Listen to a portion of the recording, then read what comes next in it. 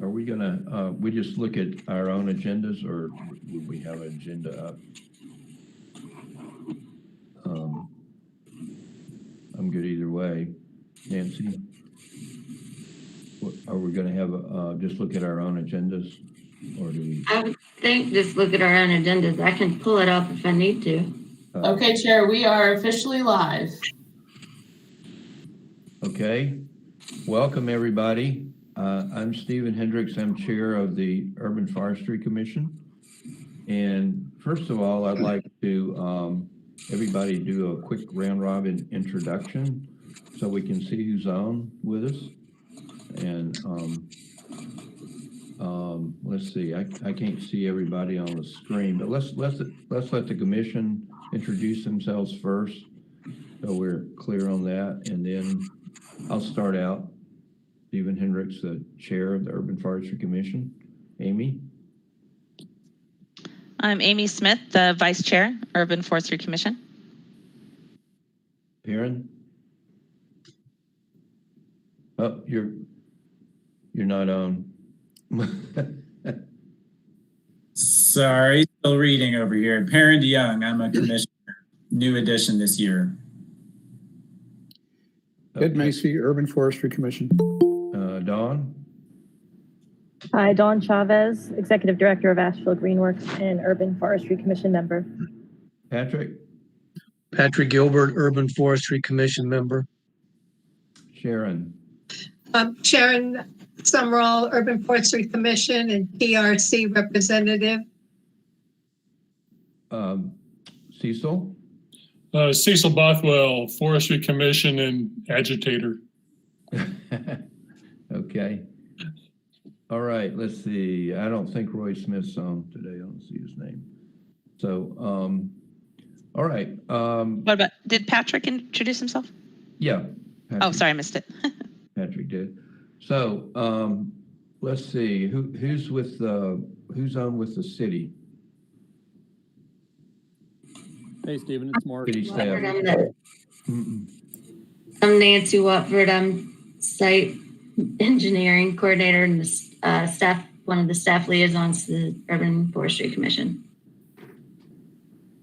I'm Haley Mahoney. I am a planning technician and I am the staff assistant to the Urban Forestry Commission. Thanks. Hey everybody, it's Chris Collins. I'm the Planning Development Division Manager for Development Services with the city. Hi, Chris. Hey. I'm Jennifer Blevins, Urban Planner with the Development Services Department. And I'm Matt Card. I'm an Urban Planner with Development Services Department as well. Hi, Matt.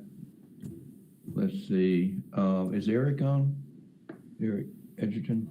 Hey, Eric Edgerton, City Attorney's Office. Thanks, Eric. Hi. Let's see. Anybody else from the city? I believe Mark's on. He hasn't introduced himself. Yep. Mark Foster's on. Okay. Hi, Mark. Hey, how's it going? Good. Mark, city arborist. Yes. Let's see. How about folks represent or own to for alternative compliance or any other reason? Just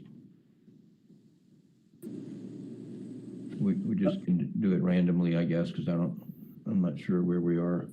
Yeah, Jason Gillen with Site Design Studio. Okay, great. Joel Osgood, Osgood Landscape Architecture. Hey, Joel. Who else do we have? John Cox with Land Planning Associates representing Ingles Markets. Hi. Let's see. Mark Connolly with Osgood Landscape Architecture as well. Thanks. And I'm Patrick George, Heartwood Tree Service. Okay. Hi, Patrick. Who's on? Anybody else with the alternative compliance project? Who else? Who's on with just to make a public comment or listen to a commission meeting? This is Preston Kendall with Ingles Markets. Okay. Anybody else? We have some people that look like they've signed on, but I don't know whether they've, I saw Attorney Robert Ost. Right. I saw his picture, but he hasn't spoken up yet. Right, yeah, maybe he's not live right now. Anybody else? Okay. We have, first of all, I'm glad everybody introduced themselves. We have a lot on the agenda today, and our first order of business is for the minutes from the last meeting. I hope everybody's had a chance to read them. If so, do we have a motion to approve? I move to approve the minutes of the previous meeting. Any discussion? We have a second. Ed Macy, I second. Okay, all in favor? Unfortunately, we have to do a roll call on this, I think. Okay, Cecil? Aye. Ed? Aye. I vote aye. Dawn? I have to abstain. I wasn't at that meeting. Oh, okay. Perrin? Aye. Sharon? Sharon? We lost Sharon. She said aye, but we could only see her. Okay. Sorry, aye. Sorry. Okay, Patrick? Aye. And Amy? Aye. Okay. All right. Minutes approved. All right. Alternative compliance is our next item on the agenda. As I mentioned in the preamble a little bit, before the meeting started, we have a different format in that the presentations will go first all the way through each one. We have 3 today. And we can ask a few questions. The commission members can ask a few questions. Then we will open it up at the end of those presentations for public comment. After the public comment, we will go for a full discussion and a vote on through all 3 of the cases again. So, okay, let's see. The first on the list is 736 Tunnel Road. And let's see. Jennifer and Jason, I guess, are presenters for that. We are. Y'all ready? Yep, I'm ready. Okay. I'm Jennifer Blevins with the Development Services Department. And this project is located at an existing business, Allen's Jewelry and Pawn at 736 Tunnel Road. The project is to demolish and repave the existing parking lot. And that requires that the entire site be brought into compliance with all of the applicable standards in Article 11, and that would include all of the site landscaping. Because of the location of the existing building, you can see it there set far back on the lot. The applicant is seeking a reduction to the required Type A property line buffer to the rear of the site. They abut RM8 zoning to the rear, and that requires a Type A property line buffer. They do have a vertical separation between the subject property and the adjacent lot. So this already allows for a 50% reduction in the required plant materials. So the total, after we take that reduction, the total buffer requirement for that area is 13 trees and 24 shrubs. They have existing trees on each side of the building that qualify for 31 tree credits. So the total reduction they're requesting for the property line buffer is for the 24 shrubs.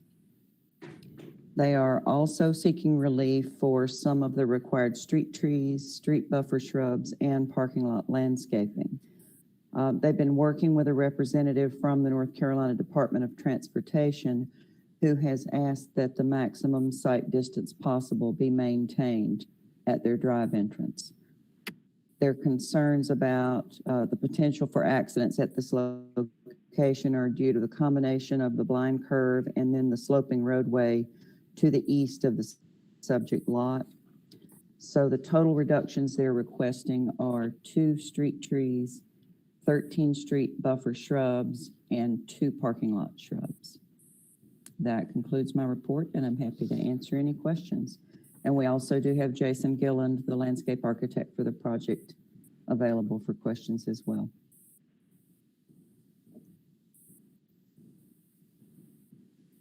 Anyone have any questions? Or Jason, did you want to say anything? Or just answer questions? With respect to the streetscape, the street trees, vehicular use shrubs, and street buffer shrubs, there was an intermediate solution where we were able to meet the city standards. I shared that with Jennifer intermittently, not a formal response. We reviewed that and she said, yeah, I think this looks good. And when I shared that with DOT representative, the director of DOT Division 13, that's when he brought up the concerns about sight distance and kind of a blind vertical curve coming from the east as this access and property sits below the road. And he had some concerns at that driveway intersection.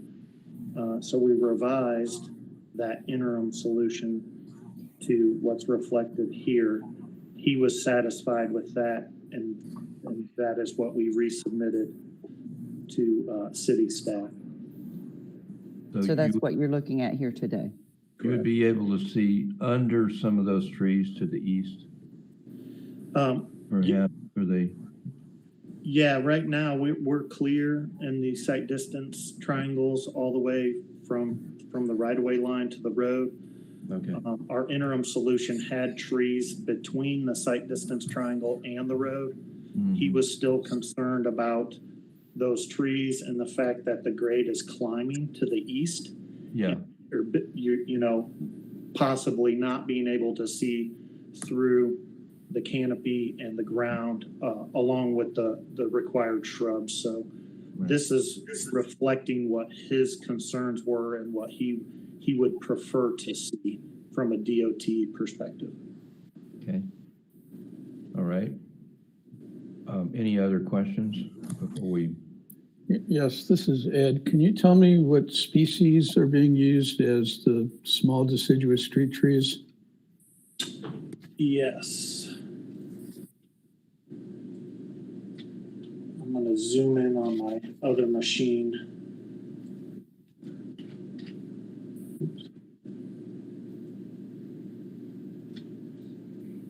We have 2, and they are trident maples and white fringe trees. Okay, good. There is the presence of overhead utility lines, so we obviously, I think it's reflected on our calculation, we had to use the small ornamentals. Observation about that? Can you hear me? Yes. The power is on the other side of the highway. What's overhead is telecom and a nightlight circuit that crosses from across the highway. So I don't know if that opens up some possibilities for species size class for y'all, or is it any kind of overhead utility that forces the change? And the code actually indicates overhead utility lines. It doesn't specify whether it's electric or telephone. Yeah. Okay, thank you.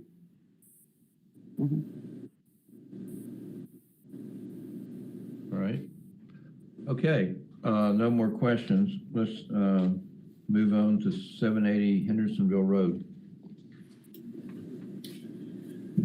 Okay, again, my name is Matt Card. I'm an urban planner with the Development Services Department. Today we're looking at the Ingles number 97 on Hendersonville Road, 780 Hendersonville Road. You've probably all seen it or been there before. They are redoing this commercial development. They're going to redo the Ingles. They're going to demolish a portion of the building that's currently there, and they have come to us with 2 alternative compliance requests. Nancy, if you could go to the next slide, please. The 2 requests consist of the first one, which is a buffer width, basically reduction. There is an area, and we'll get to that site plan here in a second, that goes under the required type B buffer width of 30 feet. They will be required to have 30 feet along areas of dissimilar zoning, especially when you have highway business and RS8 that back up to each other. So they're looking at reducing the width in a couple different places. We'll take a look at that in a second. And then the second request, excuse me, is the reduction of parking lot landscape island sizes. They, because this is an existing site, are pressed for space and trying to figure out how they can make everything fit. I think they've lost some parking in all of this reconfiguration and would like to utilize smaller landscape island sizes. They are going with a kind of code prescribed island size, and we'll talk about that here in a second as well. And Nancy, if you could go to the next slide. Actually, Nancy, if you could advance to slide 13, please. Thanks, Nancy. So this right here shows the buffer. Those areas in blue are areas where they want to reduce, probably less than 20 feet. I was doing some of the measurements using our Bluebeam software, and I think I was getting 18, 19, 17 feet or so. So there's some areas that definitely go under that required 30-foot width. And Nancy, if you could go to the next slide, please. So we've got some pictures of this area that we're looking at. There is an existing fence, as you can see. There is some vertical separation as well. I don't know if it really hits that 15 feet of vertical separation that is prescribed in the code, but it definitely, in some areas there is some of that separation. Nancy, can you go to the next slide, please? And then looking the opposite direction. So this is where the required buffer, 30-foot type B buffer, would be placed. And then the last slide, please. So again, we're looking at reduction of parking lot island sizes. You can see those. It's really kind of actually challenging on this site plan, but kind of shown there with, the typical trees and shrubs. And they're asking to go down to 4 feet minimum size, 100 square foot per tree, and they are going to utilize that 300 cubic feet of soil, structural soil, as outlined in their application. Now, those elements that I just described with the parking lot landscaping are actually prescribed in our ordinance. So it says that if you can meet the minimum 4 feet, the 100 square feet per tree, and some of those other ones, then you should be allowed to do this. And so I just wanted to point that out. That basically concludes my presentation. And if you have any questions, please let me know. Anybody got questions? So I'm sorry if I missed this before, but would you reiterate what the reason is that they want to get rid of all these buffers and standard island sizes? Yeah, that's a great question. It's an existing site, existing parking lot that actually does not have any landscaping in it. The buffer, it does not exist either. This was built and developed most likely before the current UDO 1997. So they don't have any of those elements in there. And because they're doing such a substantial change or redevelopment of the shopping center, then it's triggering site compliance. And so now they're trying to figure out how they can make this site compliance work with their site. Our criteria has generally been on various projects that we don't allow variances for problems that are caused by the participant, that their problems are their problems and they still ought to comply.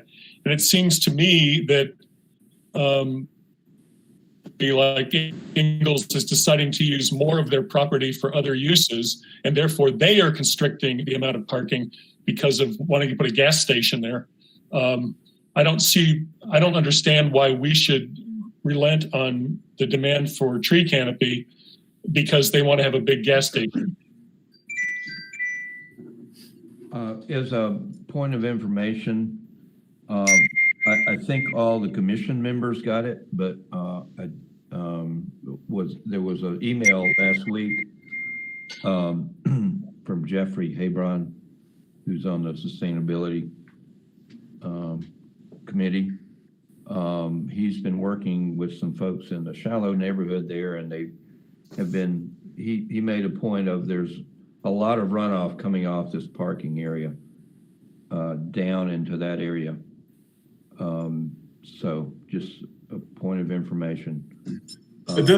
And I just would like to point out, those are both good points. This will go to the technical review committee in September 21st. It has not, this latest plan has not gone to TRC yet. So all of those components, stormwater, et cetera, will be reviewed and go to TRC in about a month from now. Okay. Can I ask a couple of technical questions, Steve, or should we wait until we revisit this? If you can make it concise, we can discuss it longer in the next session if you got something that will help us remember something. Well, no, I just new format. I just don't know if I'm supposed to ask now or ask after the public comment. We don't know, but go ahead.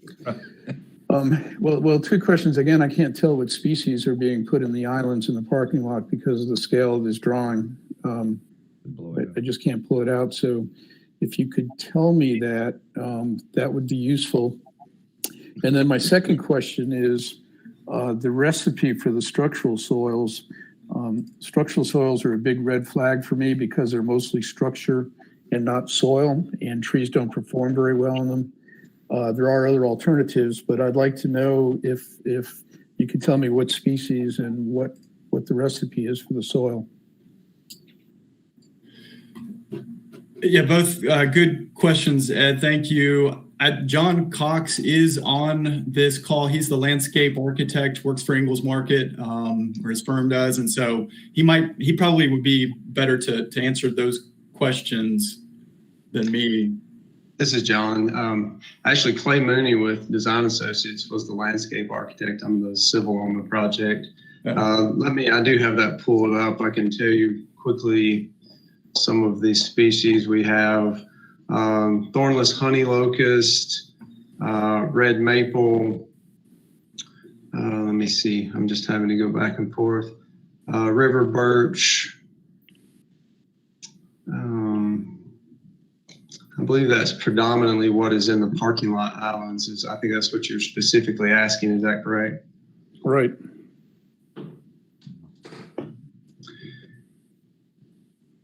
Okay. Let's, rather than getting into more discussion with that, let's see if we have another question. Can I ask Matt a technical question? Are they proposing 435 spaces? And thank you for the email. Their minimum requirement is 380, and then they can go up to a total of 666 parking spaces for this site. Yes, that is correct. So they're sitting at 435 is a little under their minimum requirement, right? Or a little over their minimum requirement. That is right. They are kind of in the middle there. I'll have more discussion when we get to the end. Okay. Thanks. All right. Mr. Chairman. Yeah. I have a question for Matt. When you were talking about the island reductions, were you saying that they do meet the code requirement? I wasn't clear about that. Yeah, there are prescribed standards for reducing parking lot landscaping island size. in the alternative compliance section of our ordinance under E.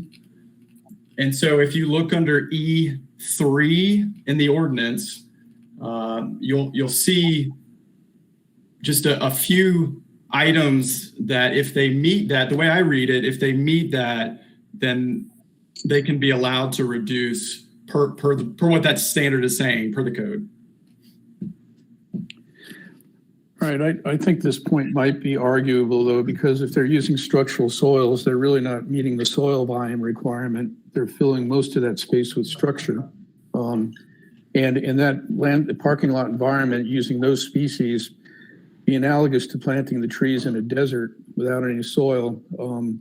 They're doomed to failure. And I've seen too many underperforming red maples and honey locust trees and river birches in parking lots without adequate soil volume, and it's just throwing away good money. So it's something that we're going to have to come back and visit. If they're using something like the Silva Cell application where you have mostly soil and less structure, I'd be more inclined to approve this request. This is John again, just to give you some ideas of the island sizes, because it sounds like we're asking for a lot. I don't think we're asking for probably quite as much as you would think. The islands themselves, I think we have 19 that we ask for alternative compliance on. And all but 2 of them are 10 feet wide. And we have, I think, 330 square feet. So the problem we were getting into was to put 2 trees, we would need 400 square feet. So we're about 70 square feet. So that's why we offered the structural soil. Stay-lite is what we've called out on the site to be used as a structural product. And it predominantly usually does well by adding some root growth area. So I think the only 2 islands that are slightly smaller are the 2 that are sort of hanging out by themselves, I guess, out in front of the post office area. And those are 8.5 feet wide. But the rest of the islands you see on the plan are 10 feet wide. So just didn't know if that would help give you a little bit more information towards that. Stephen, can I jump in? Okay, let's have one more comment and then we need to move on. Okay, is that One me? more question. Stephen? Go ahead. The city has experience with Stay-lite, and it creates a very dry rooting environment for plants. It drains super good. So if it is to be the method you use for adding that soil, that planting area, you're really going to want to go with more drought tolerant species. Our actual on the ground experience with Stay-lite has been that the plants would do fine in a full soil planting island. They just aren't getting the water that they need in Stay-lite because it drains so well. Mm-hmm. So to dovetail with what Ed was saying, Okay, yeah, thank you. You exasperate that with the hot parking lot environment, and we'll see a lot of dead trees out there. Right. Yeah. Okay, let's move on to 39 Summit, excuse me. 39 Summit.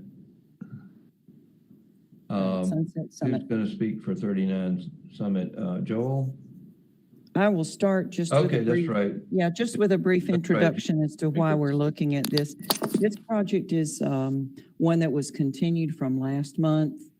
It is an alternative landscape plan, but it's different than what the last 2 projects that you've been looking at, in that those are in Article 11.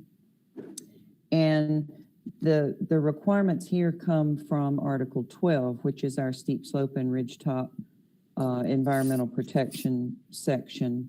So this is in a steep slope zone B, and so therefore requires preservation of most of the trees on the site, other than those that are within 10 feet of the footprint of the house and those that are needed to be removed for driveways and such. But in the event a property owner wants to remove additional trees, they are allowed to submit this alternative landscape plan to you for evaluation. And they need to provide a tree survey showing which trees are going to remain, which are going to be removed. They've done that. You saw that last month. And also to show how that removal can be mitigated. And I think that's where we were discussing last month, all of the trees that they're going to use to replace the ones that are going to be removed. And I know that there was a site visit, I believe. Joel met some of the commissioners on site, and there's been some further discussion that I was not a part of. So, Joel, if you want to take over from there and let us know where we're at now. Sure. Thank you, Ms. Blevins. And thank you, commission members, and with appreciation, especially for Chairman Hendricks, Chairwoman, Ms. Smith, and Mr. Macy for meeting, I believe it was on July 31st. We had a good session on site, kind of walked through the entire plans, those trees that were in Bill Leatherwood, the arborist report that we were sort of positioning for removal, and as part of this forest restoration ecology that we're looking at up on Town Mountain Sunset Summit. Really good discussion. Really appreciate the questions directed towards how we can phase the removal of the trees, which ones are high hazard, sort of validating and asking questions about those trees that Mr. Leatherwood had in his report. And one of the important things that I took away from that discussion was the importance of using some care in terms of which trees we remove and at what time, such that we are protecting any downstream neighbors and sort of adding to our program that we are already articulating with our sort of garden terracing and keyline plowing and on contour swales regarding stormwater. So my takeaways were that there may be some conditions for us to move forward with that. A couple of those conditions we tried to address in the updates that we're reflecting here today. One of those is a conceptual tree planting plan. So we went through and sort of marked up the planting plan to say these are the species that we're advocating for as a restoration pursuit. The second item is a conceptual phasing plan where we broke the project up into 3 phases. Certainly there could be sub phases to that. My understanding was perhaps phase 1 would be those areas where we would have grading disturbance and trying to articulate the ability for the owners to be able to move in. Phase 2 would be with more sensitivity on that lower edge of the property to the south, just making sure that we keep existing vegetation in place and maybe thin out and do that in a sort of phased approach. And then phase 3 on the eastern side of the property is potentially just more in the forest management directive.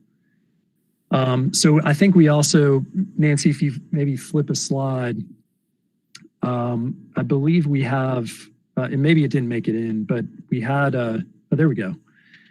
So we did put together a tree schedule, and our intent here is to have mostly natives, but also looking at things that would be impactful in terms of size. And, you know, if we're taking out 95 trees in all phases, coming back and planting 137 trees, the intent is that, in my understanding from Mr. Macy when we were on site, is that the canopy, advocating that in 15 years we would have a canopy that would equal or exceed the canopy that is currently there. And we feel pretty confident about this plant list and what we're proposing that we would accomplish that and bringing this forest ecology back. So this is a unique project, and it is sort of setting a precedent of, I think, what we would hope that more residential clients would invest in to promote tree canopy, and thereby also making sure that we're protecting downstream neighbors and using care and sensitivity in that regard as well. So I'll pause there. Happy to address questions in whatever capacity I can.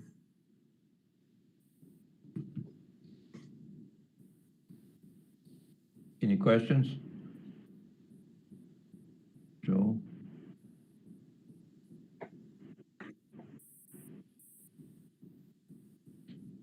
For those who haven't been to the site, it is, of course, flatter on top and it drops off to the edges.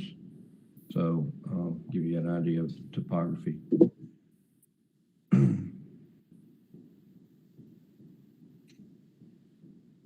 All right.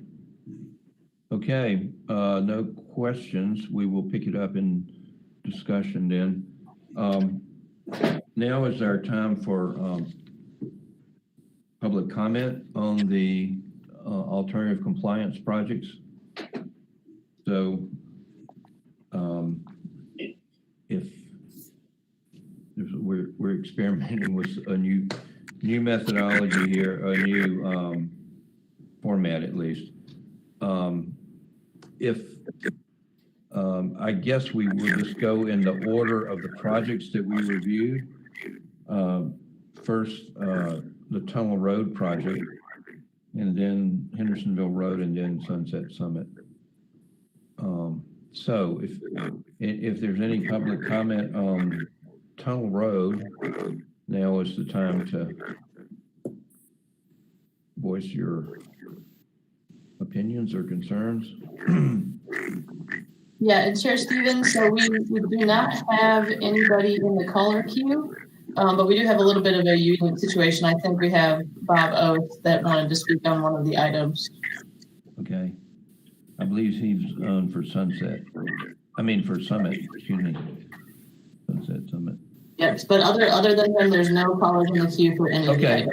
Okay, well, let's go right to Robert then.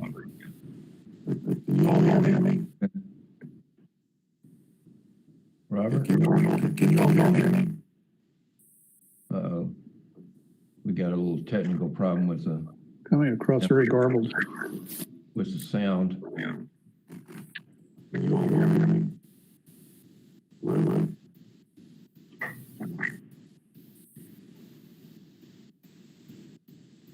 Beth, is there a way to...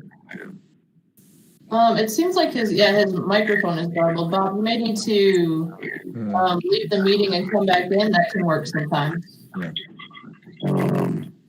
I can try that. I've got one of those speakers on.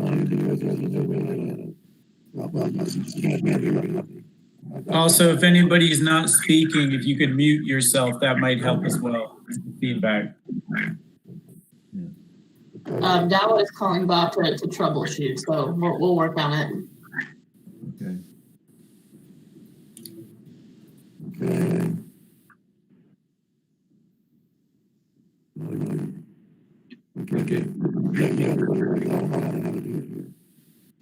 As a matter of the record, we have a letter from Robert.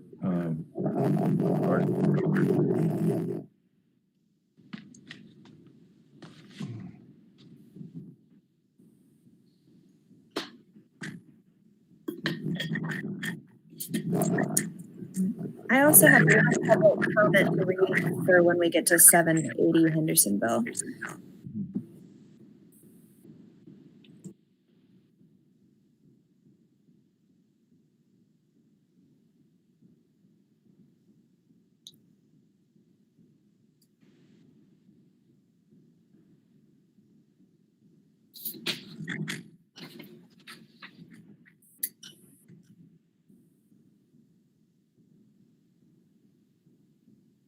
So I guess Robert's trying to call in again.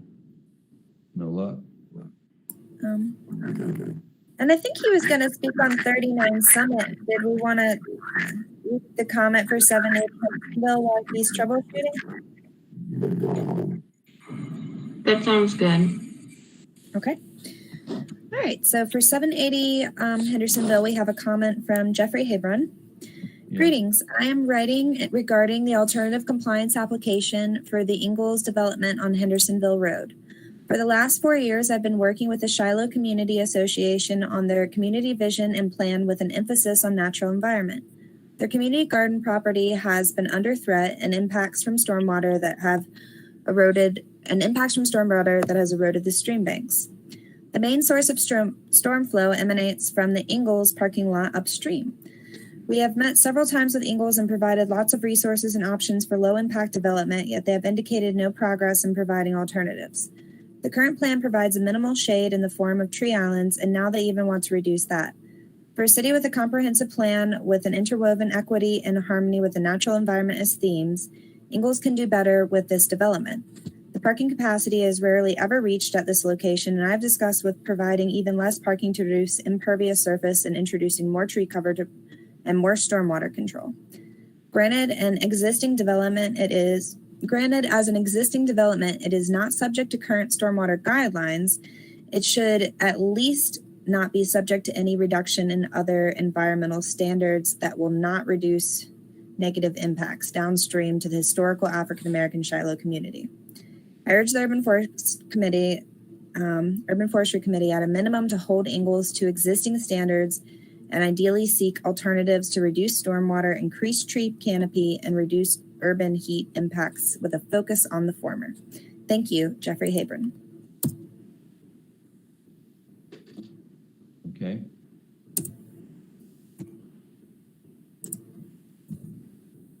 All right. We might need some advice on how to proceed if Robert can't get on. Chair, if you just want to hang tight for just a few minutes here, that was working it through with him. Okay. Could he make it by phone and not by video? Right, we're trying to actually pull him in through the public input line because that would just be phone audio and not the Google Meet audio. So that was trying to walk him through how to get in there. Okay, I think we'll be able to bring him through. Okay.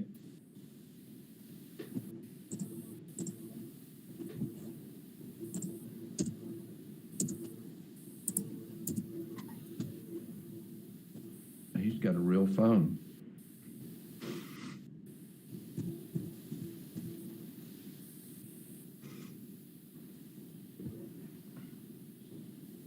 Hold on.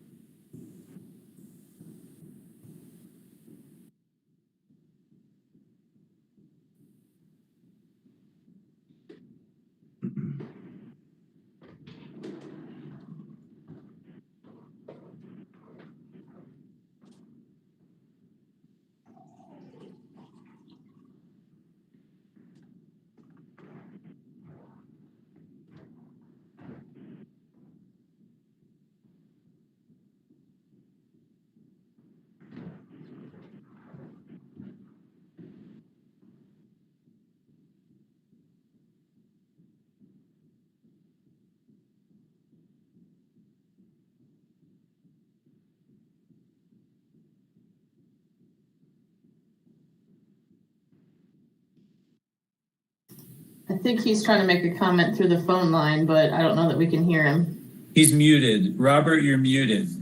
Yeah, he's not. We're trying to talk through the public input phone line, not through the Google Meet. Oh.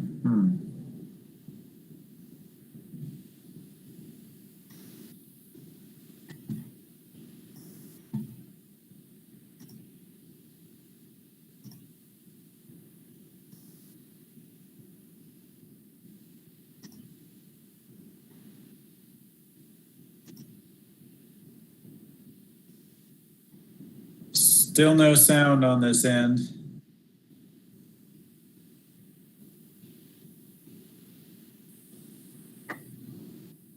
How about now? Yeah, we can hear you, but it's still doing the muffly kind of thing.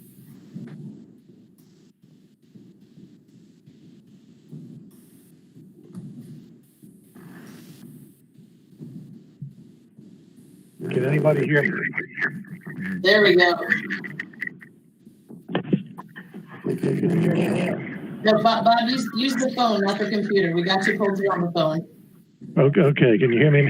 Can you hear me now? Yes. Yes, great. All right. Let me turn this down.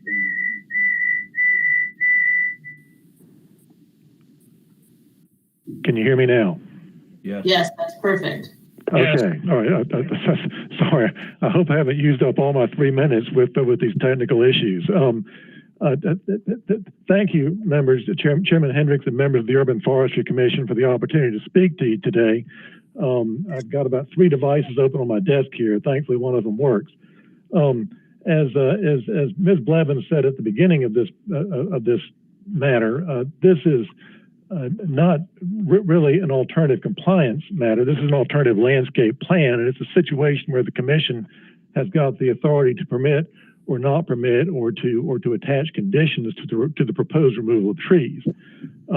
I represent John Sopcheck, who with his wife owns the property located at 20 Sunset Summit, which is adjacent to the south and downhill from 39 Sunset Summit.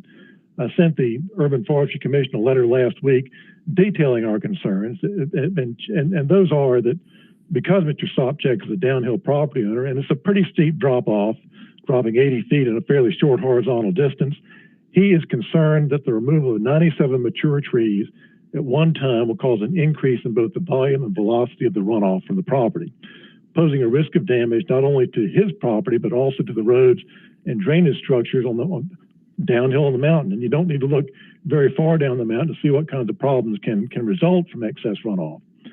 If these trees are truly a hazard or are dying, then the Urban Forestry Commission needs verification of that from some independent third party, whether that's Mark Foster or pursuant to some sort of ANSI certification. That was suggested and discussed at the last meeting. I haven't seen that in this presentation today.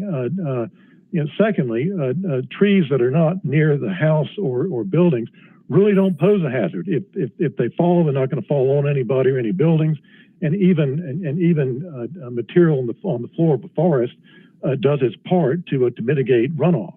The city obviously recognizes the importance of preserving tree canopies, especially in steep slope areas. If it didn't, this ordinance wouldn't exist.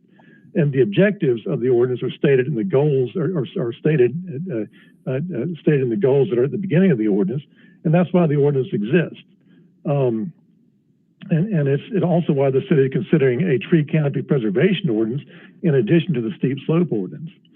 The property at 39 Sunset Summit did not become this way overnight, and you should not expect to fix the issue overnight. 15 years is a long time to wait for a canopy to reach maturity. And really, the commission and the city only have one chance to get this right. Mistakes will be with us for a long time.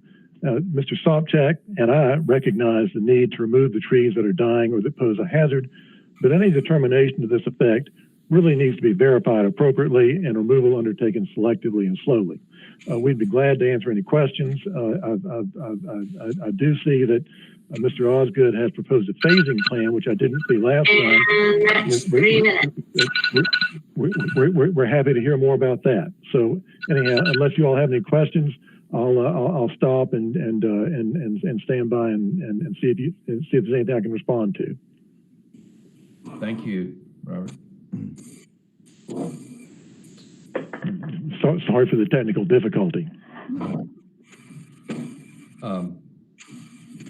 Well, we can, if we had all the public comments, we can move on to further discussion of each project, and then ask more questions, of course.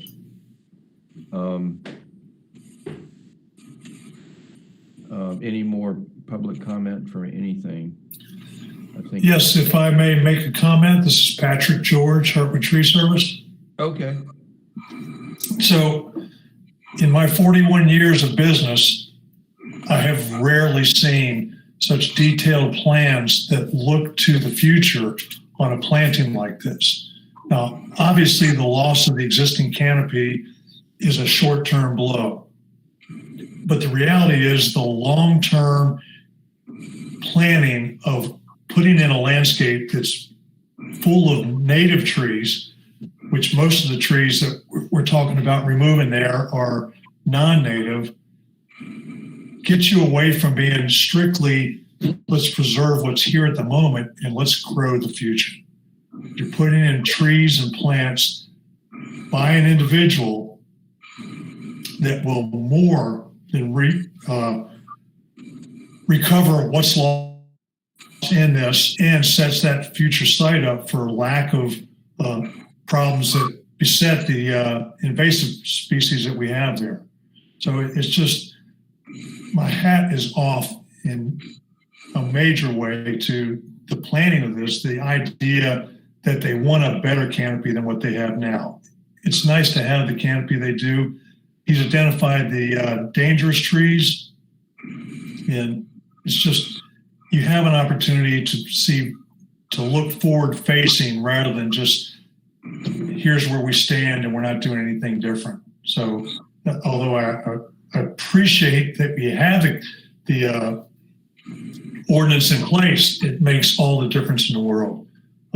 And this is one of those few times that I've ever seen where you've got a well thought out replacement plan that looks to the future and doesn't just stand on where we are at the moment. Okay, thank you, Patrick.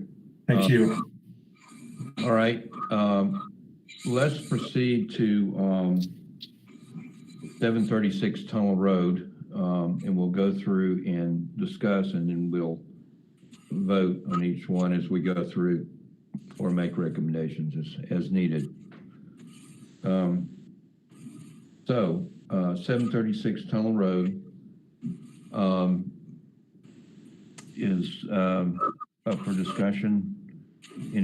Any comments?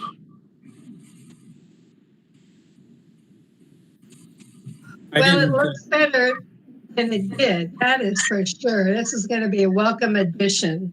I mean, considering how it is now. So I don't have any complaints with this, even with the minus of the 2 street trees and the shrubs.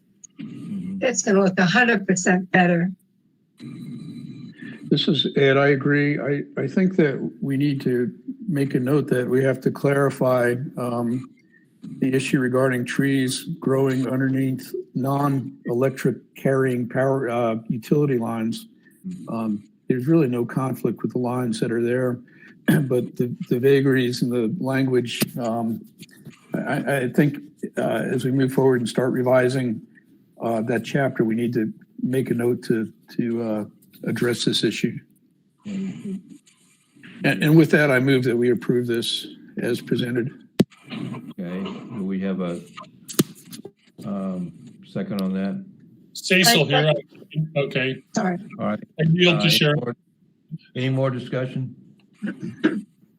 Okay, looks like we're ready for a vote. So I will have to call out the roll to vote.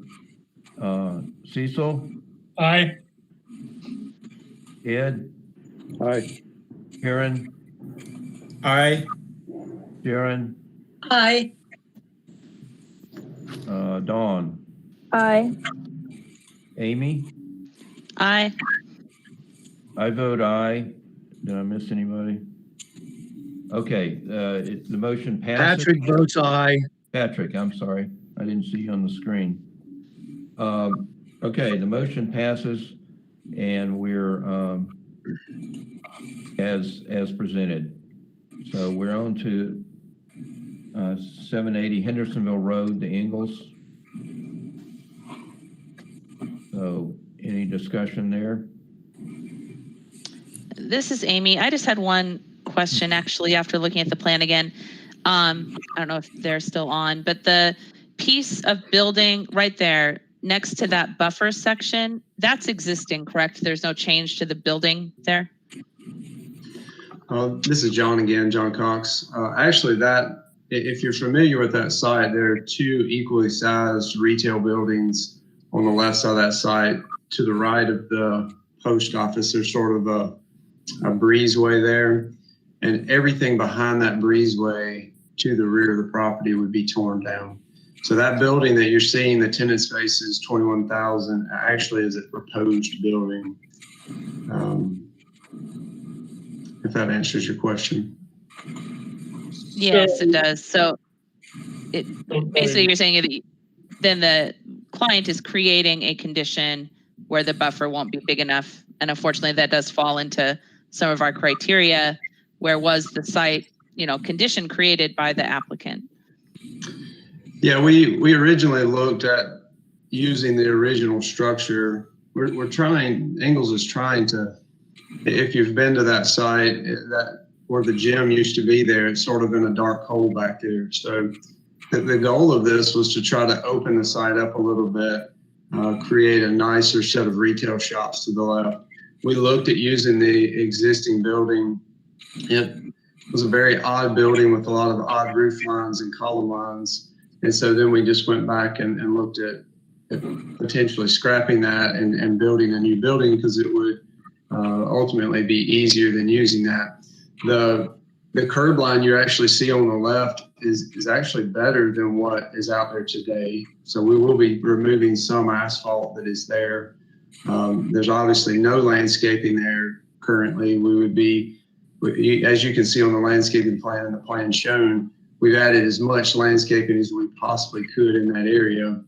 There's also a wooden fence in this area. It's not in good shape.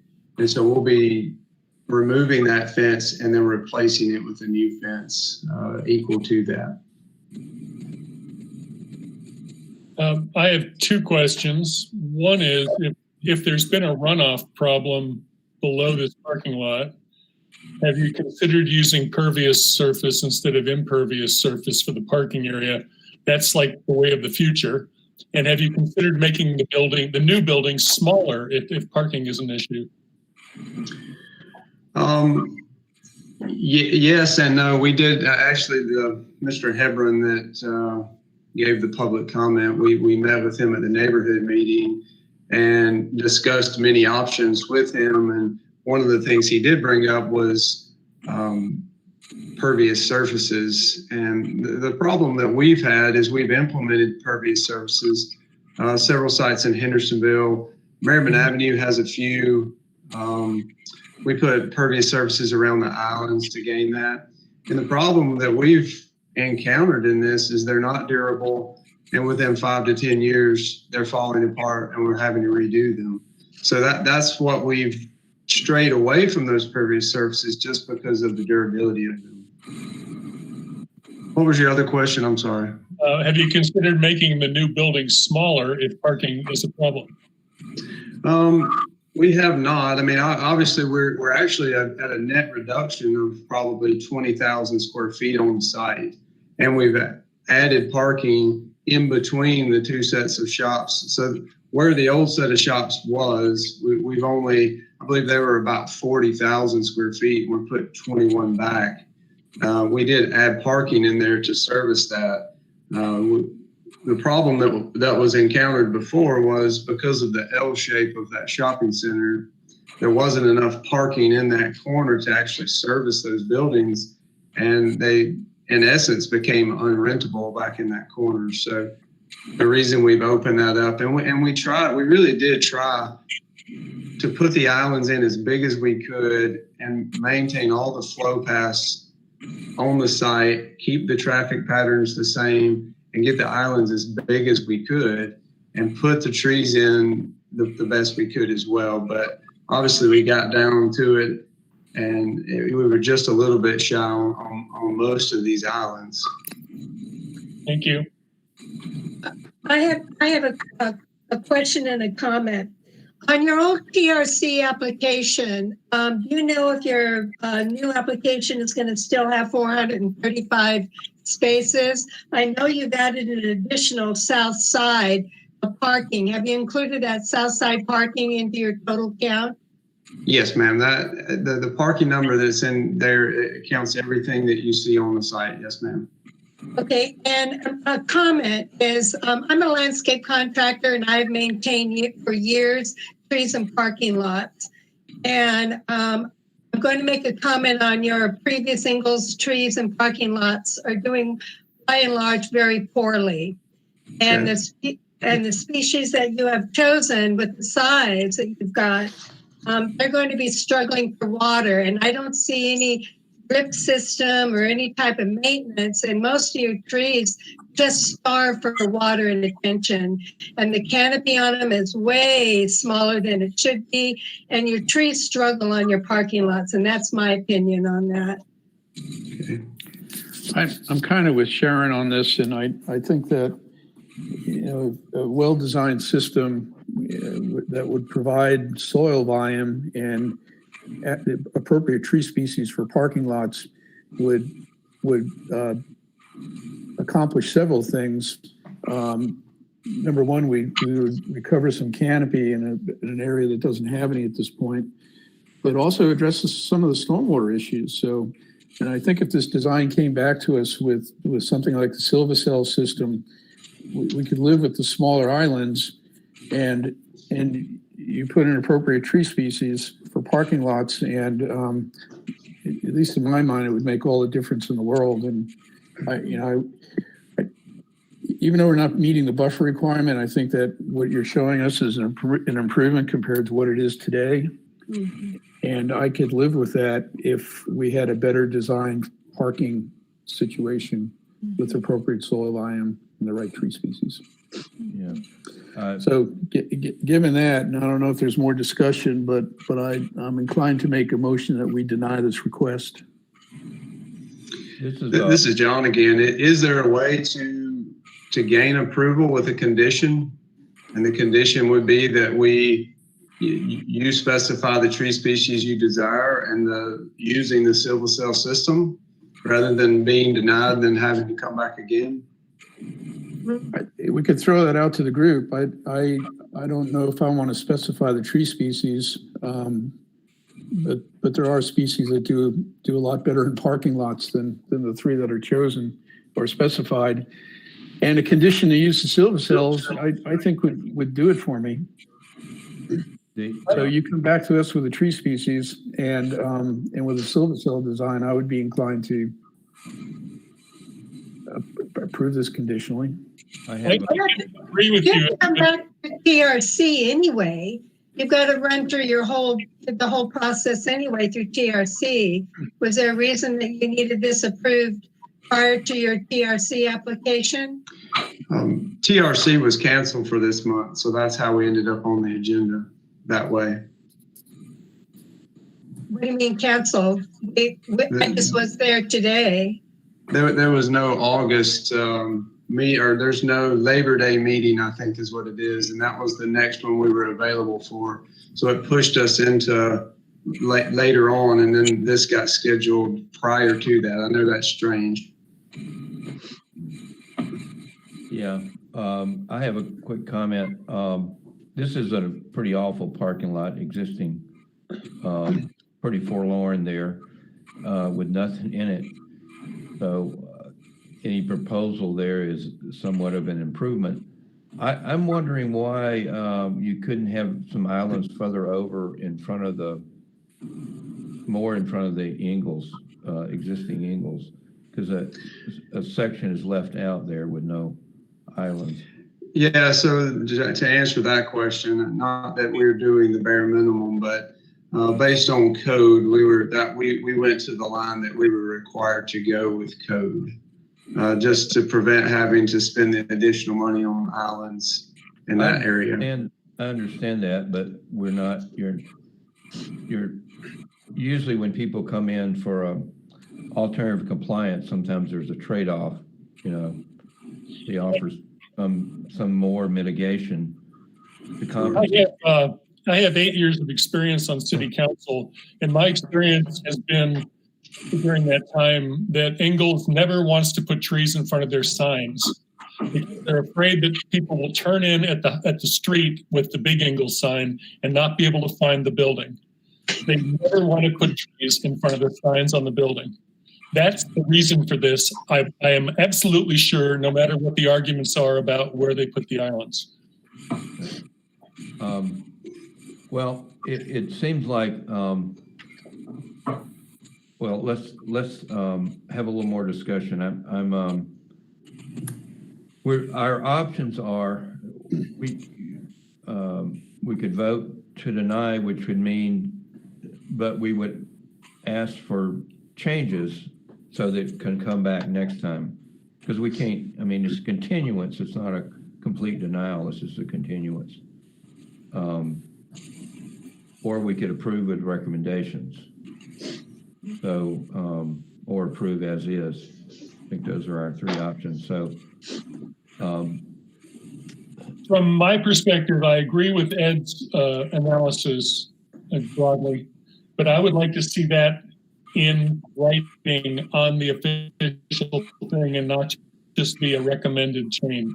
And since they're being delayed on TRC anyway, I don't see why we couldn't buy a version before we vote to approve. Yeah, I agree in essence. Yeah. And I have a comment. Go ahead, Sharon. I don't think that they're going to agree to do the silver cells. I think the cost for them is, they're really not going to go for it. I'd like to see them go for it. I think it's something that they should do, but I really have serious doubts whether they're going to consider it. Well, the best we could do is make the recommendation, and so I'll make a stab at it, that we agree to the reduction in the buffer and the parking islands with the condition that adequate soil volume is provided by way of silva cells and appropriate species are chosen for parking lots.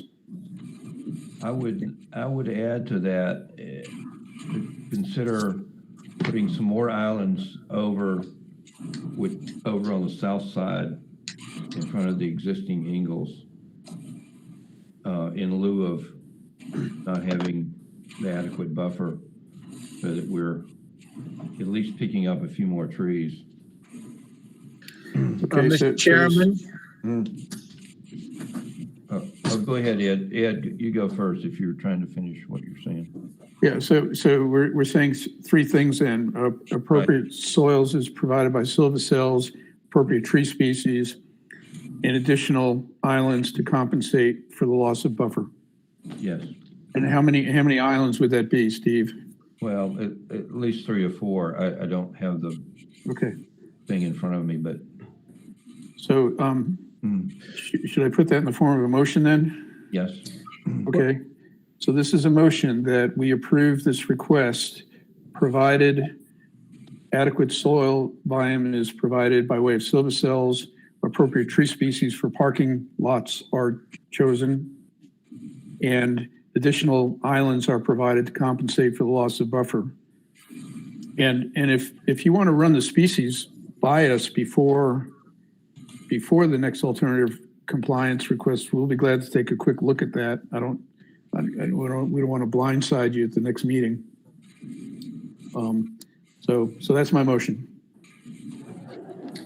If we may have a little more discussion, I know Patrick had a comment. And okay, go ahead.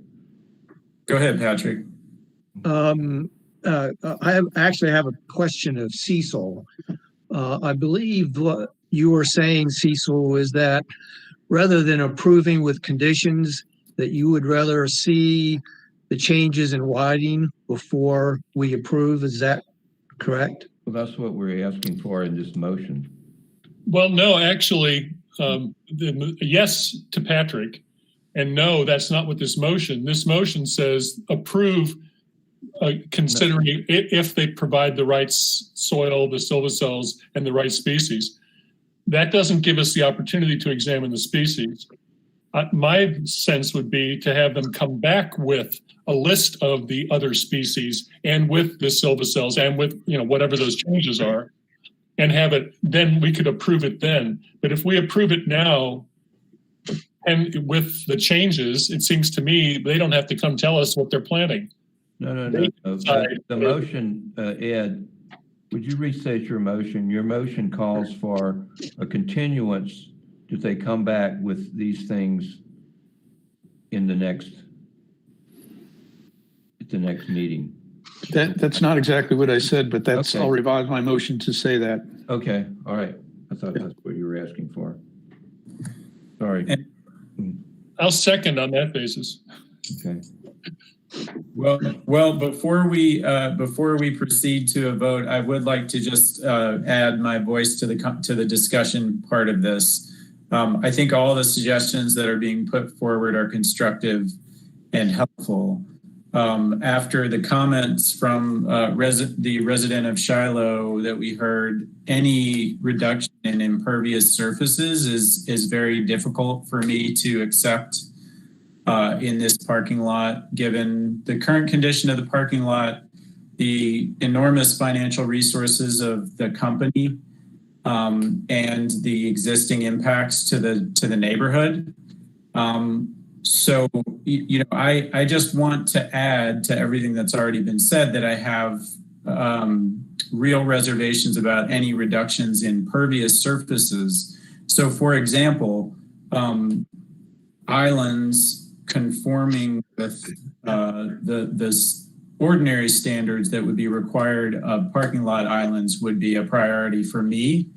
I understand that that's not a consensus position among the commissioners here, but I just want to add that to the conversation that that's very important to me, that any increase in pervious surfaces is going to make me more inclined to vote yes. I as well agree with Karen on that because they have the option of not doing the silver cells and just complying with the size of the islands, and therefore it's not an alternative compliance. Does that make sense to everybody? It should be noted that silver cells do provide some storage capacity for stormwater, and trees perform a lot better under that system. It will produce canopy a lot more quickly than trees just simply planted in an island. So I think that with that system, there'll be a lot of net gains in the management of stormwater. I wholeheartedly agree. I'm just afraid they won't do it. Right. I know, I agree with you at 100%. There's no disagreement with me in that. And so in many respects, it's a win-win if they do it because it'll help control stormwater just because the storage volume that the system provides. Well, why don't we just ask if they're willing to put in silver cells? Well, we're doing that by way of this motion. I know, but there's, Sharon is saying that she doesn't think that they will do that. So what I'm saying is let's just ask them. Well, if they don't do that, then their request doesn't get approved. And my comment just adds to the conversation that if there are other ways to get to the same goal, which is increasing pervious surfaces across the entire parking lot, which would reduce parking. I've never seen a full Ingles parking lot in my life. So I'm not sure if that's an enormous concern in the end to reduce some of the parking spaces, but obviously there's different ways to get to the same goal here. And so I don't mean to undermine your motion, Ed. I think you're making a good and constructive motion, but I just want to add that to the conversation. I understand. Okay. All right. Let's see. Ed, do you want a chance to revise your motion any or? I'm not sure that I need to because, the alternative is that the recommendation that we're making is not taken, and they would have to change the design, enlarge the size of the islands anyway. So, okay. I mean, let's proceed. Different ways to get right. So do we have a second on Ed's motion? I think Cecil seconded it. Okay. All right. Any more discussion? Are we ready for a vote? Can you repeat the motion one more time, Mr. Chairman? I will get Ed to repeat the motion since he made it. That we are continuing this request for the applicant to bring back a new design that reflects appropriate soil volume by way of silver cells and additional tree islands to compensate for the loss of buffer, and different tree species for species that are more suitable for parking lots. Thank you. Okay. It's Cecil seconding, yeah. All right. Any more discussion? We ready for a vote? I think the motion is clear. All right. Okay, I'll go through. Patrick, what's your vote? Aye. Aaron? Aye. Sharon? Aye. Dawn? Aye. Cecil? Cecil? Aye. Okay, Ed? Aye. Amy? Aye. I vote aye. So the motion carries. All right. So we're on to, thank you, everybody. So we're on to 39 Summit.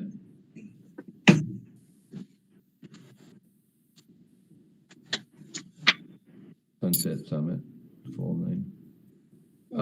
We had it listed as Summit at one time. That confused me. I think on the name is Sunset Summit, actually. All right. Any discussion to start out with? Is Robert still on? Yes. Robert, okay, all right. Okay.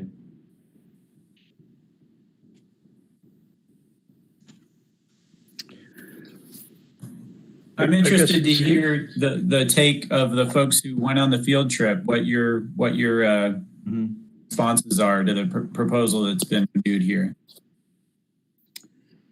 Yeah, I guess I'll go ahead and get started and summarize some recommendations. Right. We walked the site, and as was suggested, there are a lot of trees that are in pretty rough shape. The white pine trees along the road, for example, have been repeatedly pruned by line clearance crews, and they're structural nightmares. And there are signs that the trees have in part failed and will continue to do so. We saw the similar, I can't really tell on that property which side is north, south, east, or west. So I assume that along the north property line, there are also a bunch of white pine trees that were in similar condition, very close to the neighboring structure. In fact, I remember making the comment that the house is completely in shade by those pine trees and would probably be pretty severely impacted with the loss of shade when those trees are removed. There were some trees that were flagged for removal that, quite frankly, didn't seem to have any problems with them. There are some trees that were flagged for removal because they were in the way of development, and some because of risk associated with them, and some because of aesthetics. So it's not all risk that's motivating the removal of the trees. And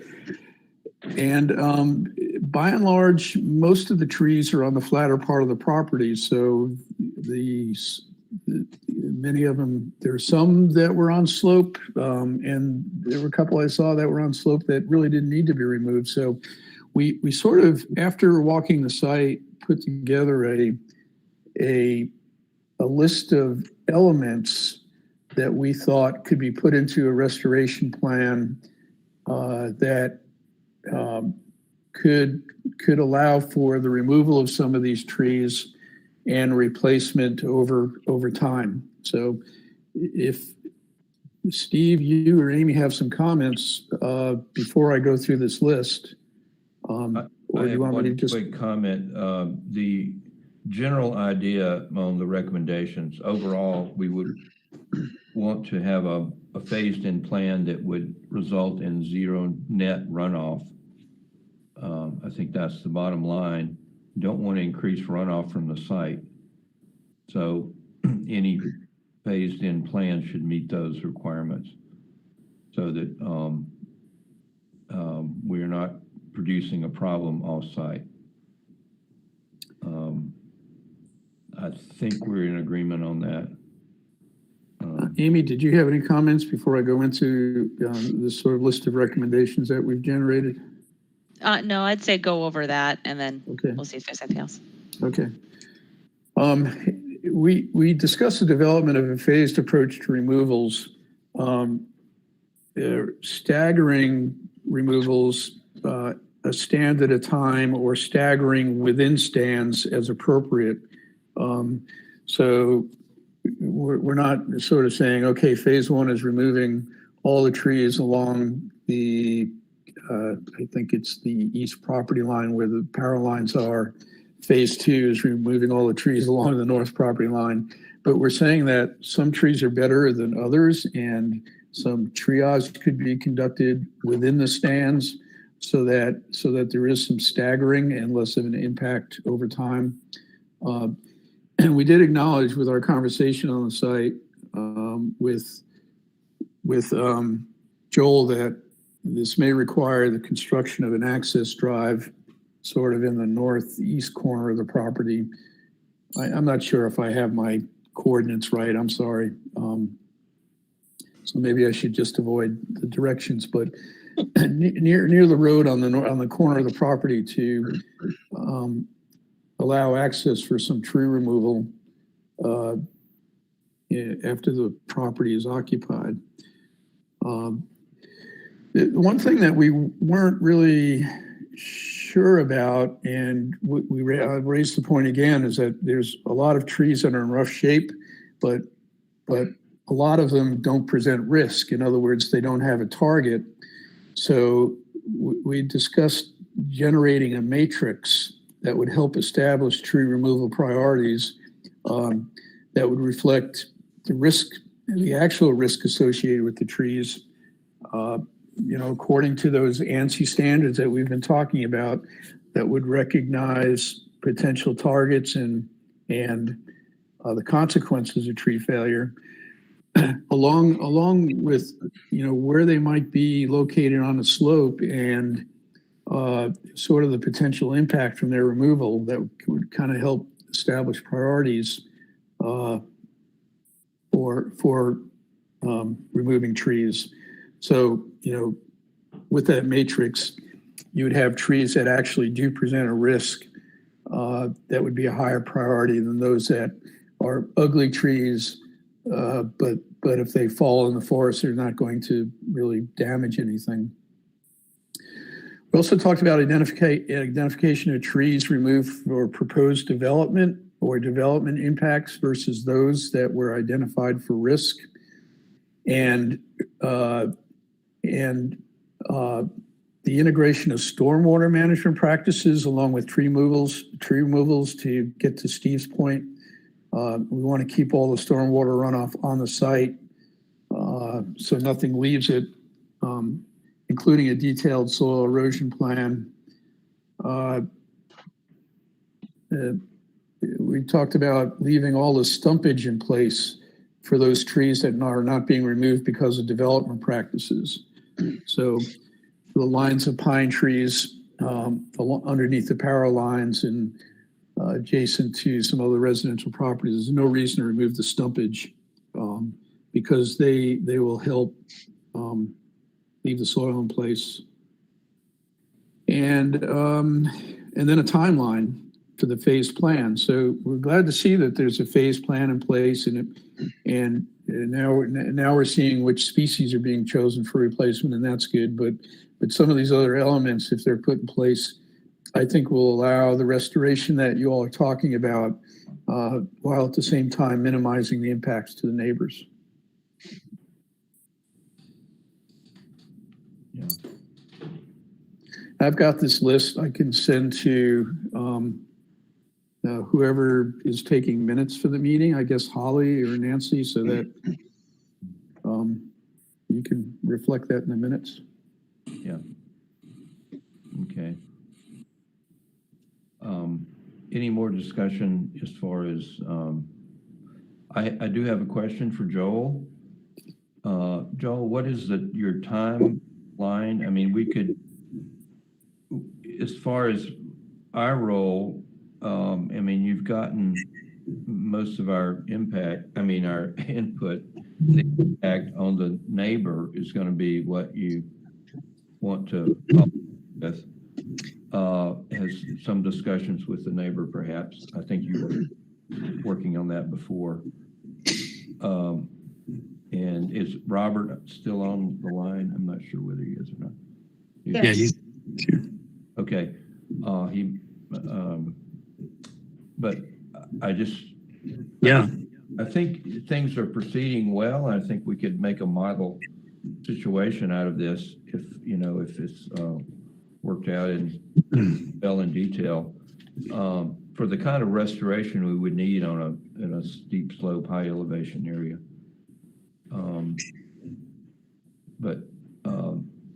I'm thinking that we would want to continue this to the next time so we could document everything as it came back.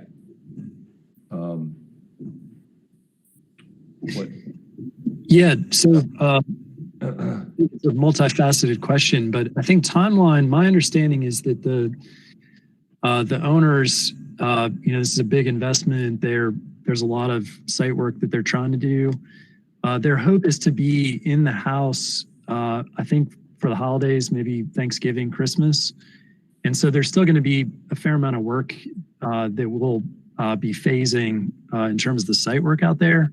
Yeah. But that's the latest that I've heard in terms of their intent. So we would certainly want to highlight removal of trees to allow for that site work to happen and not sort of close ourselves off. So I would say phase 1A is sort of driveway, kind of getting that articulated. And then if we can work with the city of Asheville, I have a call scheduled later this week to talk about how we get sort of access and we might be able to organize this. Secondly, I'd say, Mr. Ost, I'd love the opportunity to speak with your client. We did reach out to the, I think it's the Haws right adjacent, and tried to get some feedback from them on how we would approach the removal of that stand of white pines with the greatest impact potential on their lot. But welcome the chance to talk to your client, Mr. Ost. And I think generally, whatever we can do, I realize this is a unique approach and project, both in terms of the scope and scale of this, but also just the investment that the client is willing to take to plant this number of trees and removal of trees, and understanding and respecting the spirit of what you all are trying to accomplish. Tell us what we can do to help facilitate this, and if it becomes a model or a pilot for other projects in the city of Asheville, more than welcome that. So whatever we can do in that regard.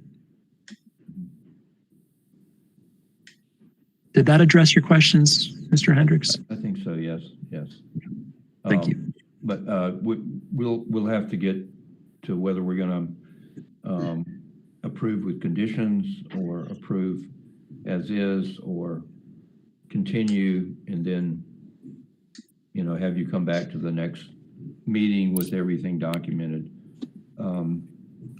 Yeah, and could I just offer that I think when we were on site, we talked about just the financial investment that the owners are sort of making in this, but also just in the planning around this. Mm-hmm. And perhaps a suggestion, if we can have it with conditions where they feel like there's some level of approval to be able to move forward with this project. We've been kind of in this, are we a go or not a go, and just wanting to make sure before we really dial in our plans and work through grading and erosion control with the city of Asheville and all those sort of next steps, that we have some sense of what's possible with this effort. I've got a question. How many trees are coming out for the development side of this project that you anticipate wanting to come out by whatever the date is? I believe it's 95 trees that we're asking to remove, and we're coming back with 137. No, I don't mean that. For just the development, just for what you're looking for just the building impact. Yeah, phase 1 is 47 trees, I believe. Yeah, the question is, which trees are in the way of building construction, Yes. driveways, the drive turnaround, things like that, and it's a smaller handful. It's based on my recollection of the site, probably fewer than 15 that are physically in the way of building construction on the site. Yeah, that is correct. We did add that stand of white pines right up against the house because those were the most risky in the assessment. Yeah, I would agree that both trees for the footprint of any construction that needs to be done, and then trees that may be within striking distance of structures or driveways would be the sort of the crucial first true phase of tree removals in a project like this. Mm-hmm. So yeah, it seems like maybe, as you were saying, Mr. Osgood, a 1A, a phase 1A, that really is the first true phase of the project. So maybe there are more than 3 phases in reality to the removals in terms of what we're looking for here. So yeah, handling those crucial trees in a first phase seems really critical to make sure that we're staggering erosion potential and slope failure potential as much as possible. Right, and that's the information that we don't have yet. And, we keep going back to an accurate risk assessment so that you can build that matrix. So we know which trees are in the way of construction and which trees generally present risk based on the A300 criteria. So I think phasing based on that, and then staggering in areas where there are neighbors being impacted, where the higher risk trees removed, but it's staggered over a period of time, so the impact is not as dramatic with a one felled swoop removal. Is there any way we can approve a portion of it? I mean, as a former general contractor, I understand the timeliness here. Is there any way we could approve the removal of the trees, the 15 or whatever, that immediately impact the house, as a separate approval from the rest of it? Or do we have to go yay or nay on the whole deal? I think that's approval with conditions, but the condition is they come back and show us the rest of the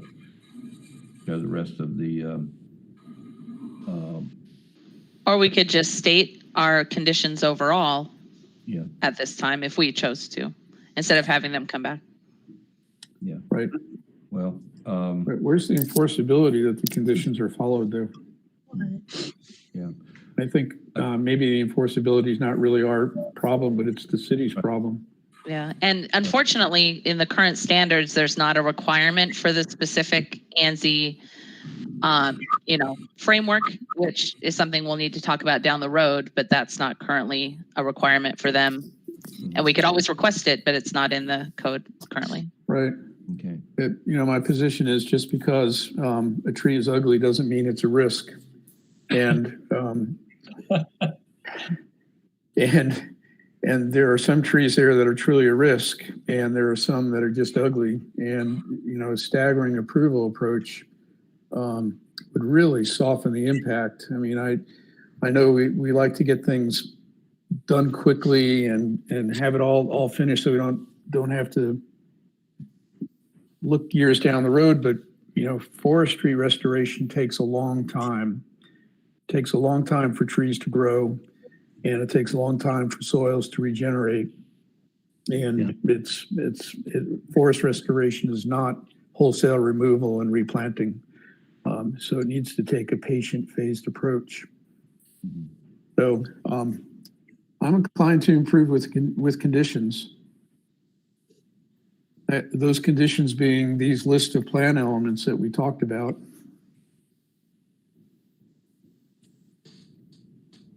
I'm fine with that. But do you want to make a motion out of that, or anybody else want to make a motion? Well, as a new commission member, could you just explain to me how that works? Like, if we approve it conditionally, then what happens after that?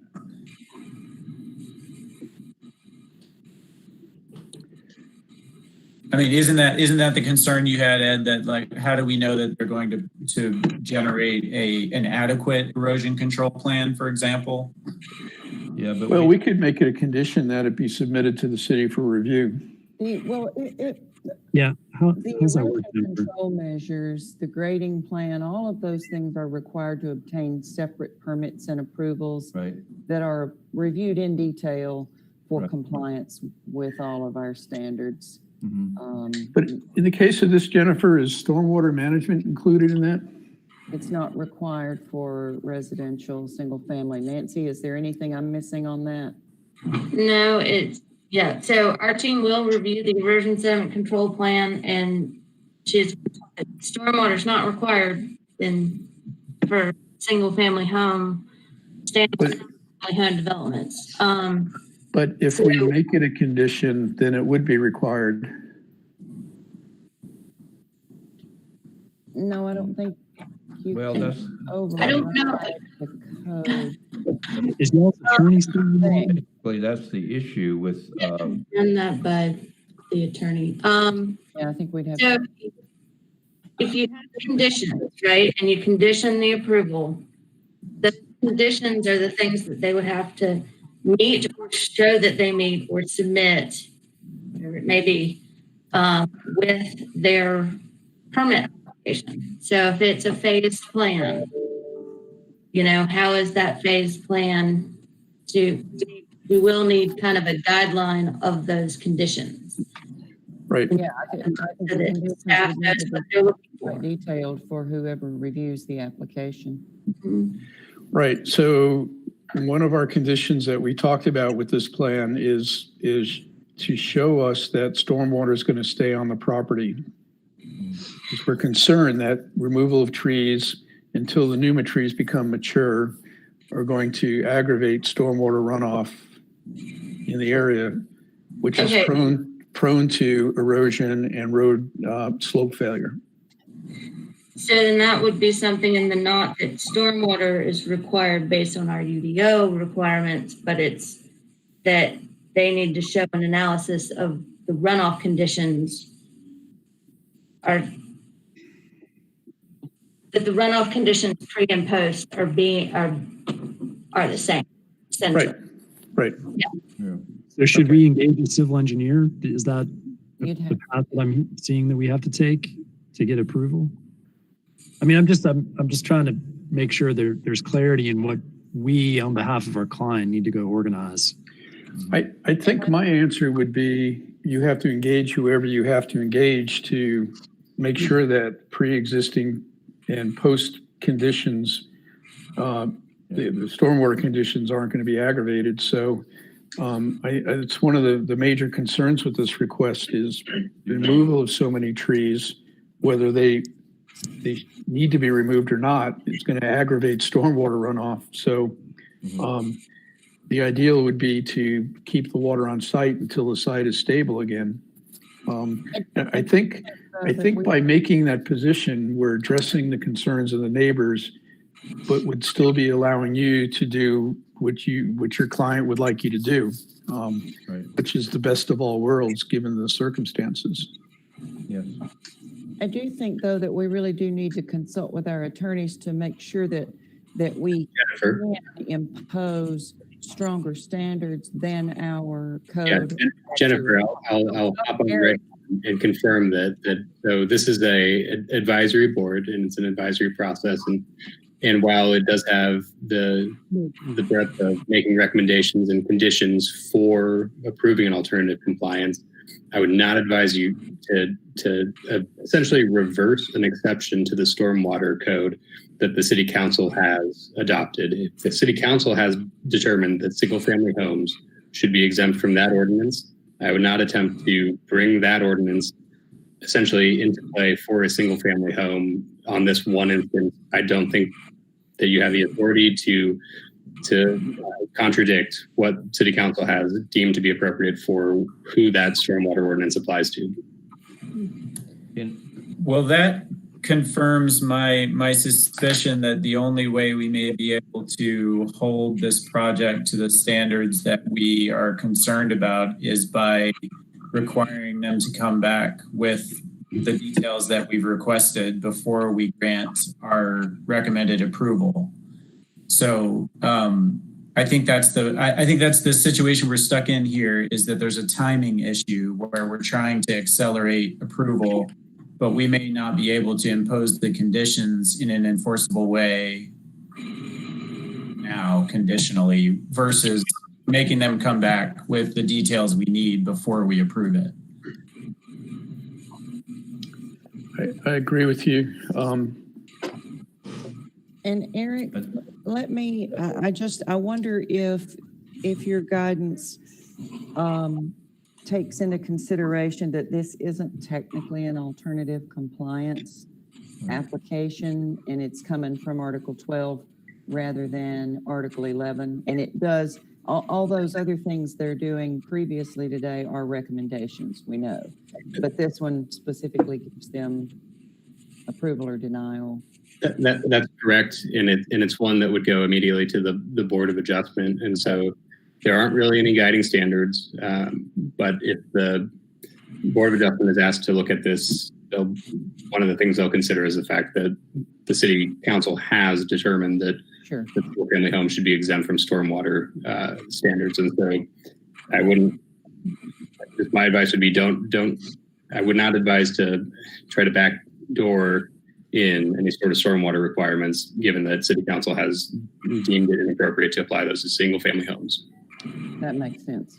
Okay. Thank you. Now, for clarification, it seems like we could approve, or we could approve certain parts of this, like the 1A removal, and then continue the other part. Which would be, I don't know, that's kind of a hybrid. That would be a question for legal as well, I think. Eric, can we approve part of a alternative compliance, set aside one section and say yes and hold off on the rest, or is this one package? So any action that you take would be subject to the appeals process, given that this is not, as Jennifer noted correctly, this is not alternative compliance. This is stemming directly from the steep slope ordinance. So any action you take would be subject to appeal either by the applicant or by any parties that oppose it. So I say that to mean that if anyone's upset with whatever action you take, whether it's with the scope of it or with the substance of it, it would be subject to immediate appeal. I would advise that you treat it all as one for that reason.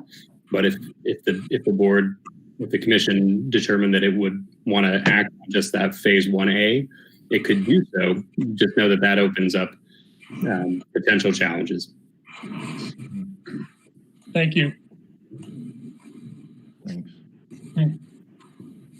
Okay.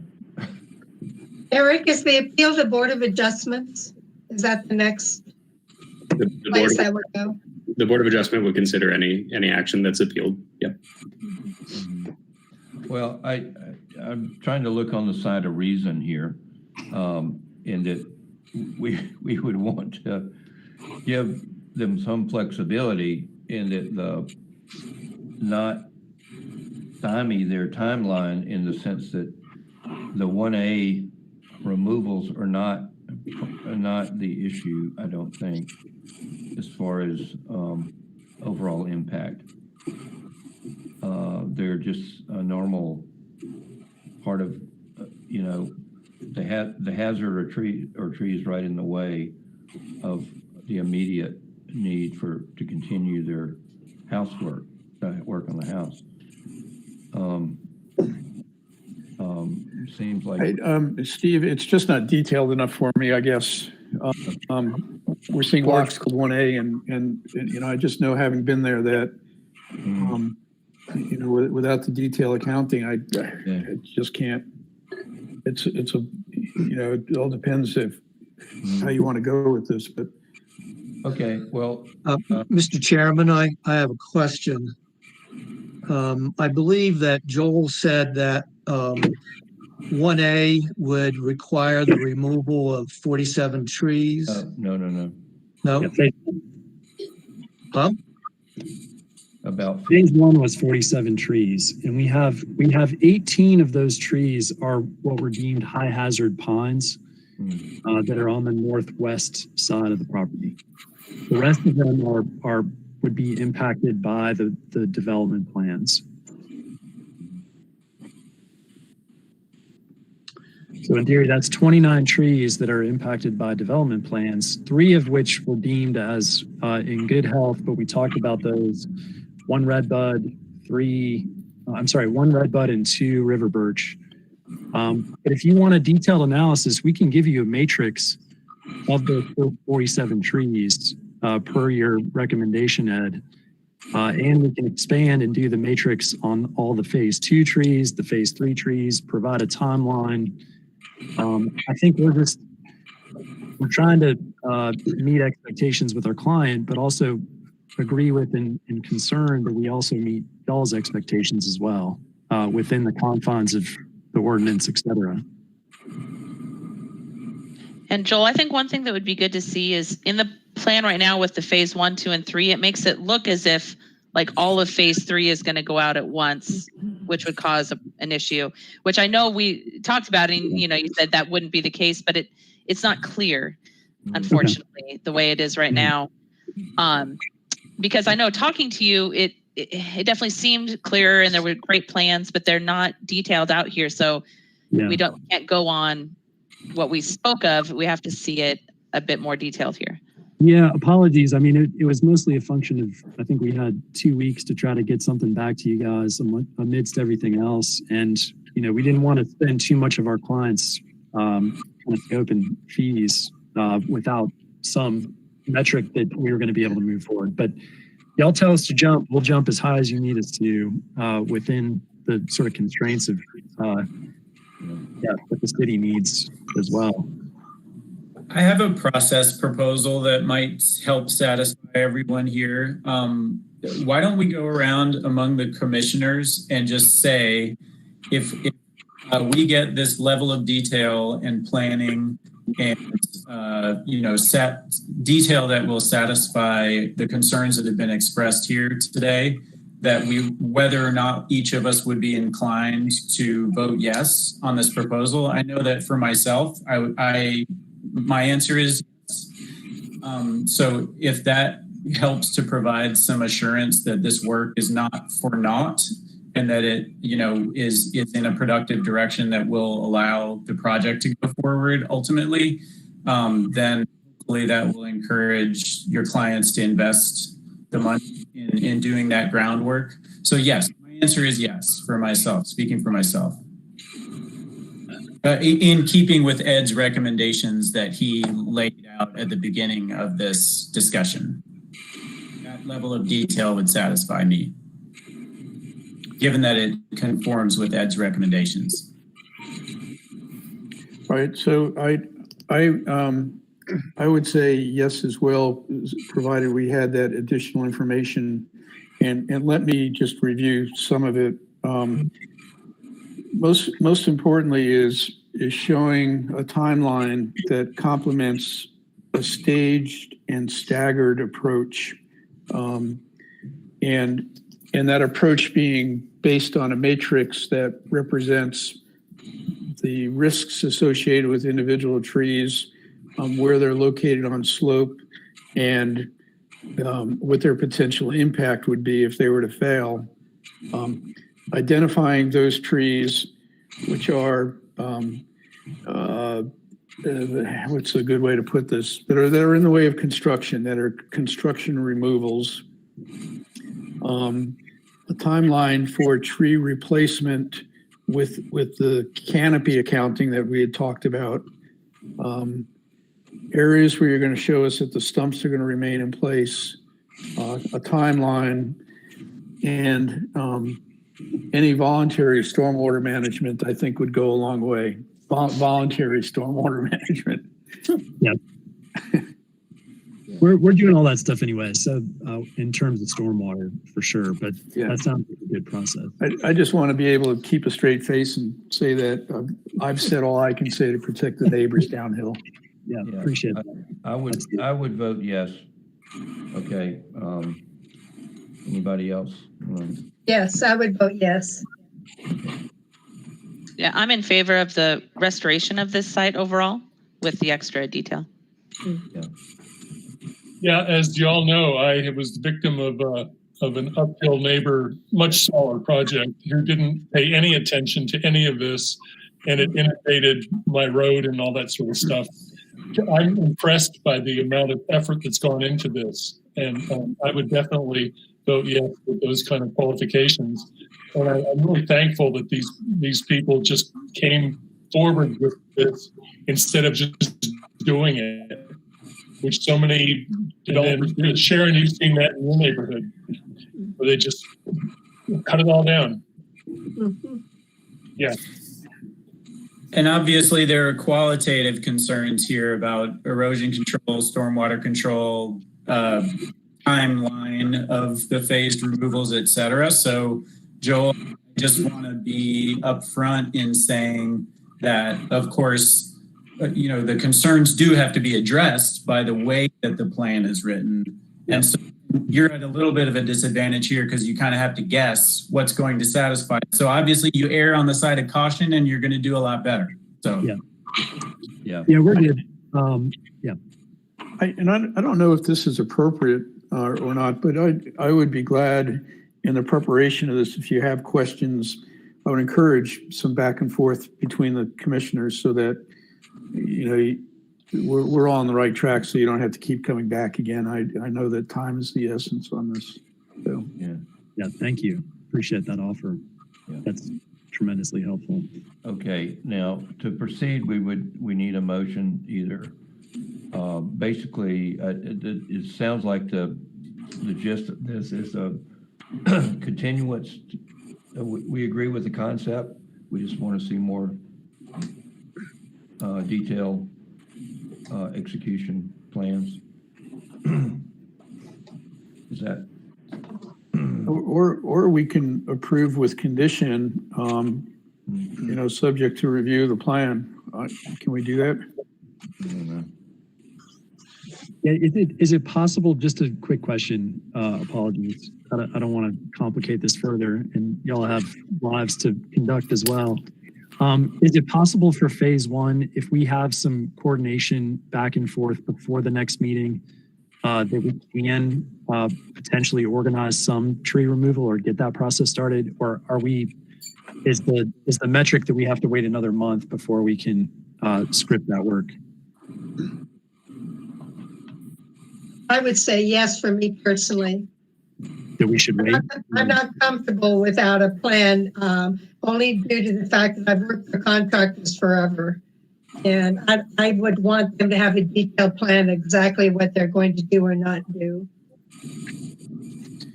Yeah, I think we're stuck. I think we're stuck here with needing to take one more look, but hopefully the back and forth feedback process between now and the next meeting is going to help you be confident and your clients be confident that the plan that's being produced is going to be acceptable to the commission.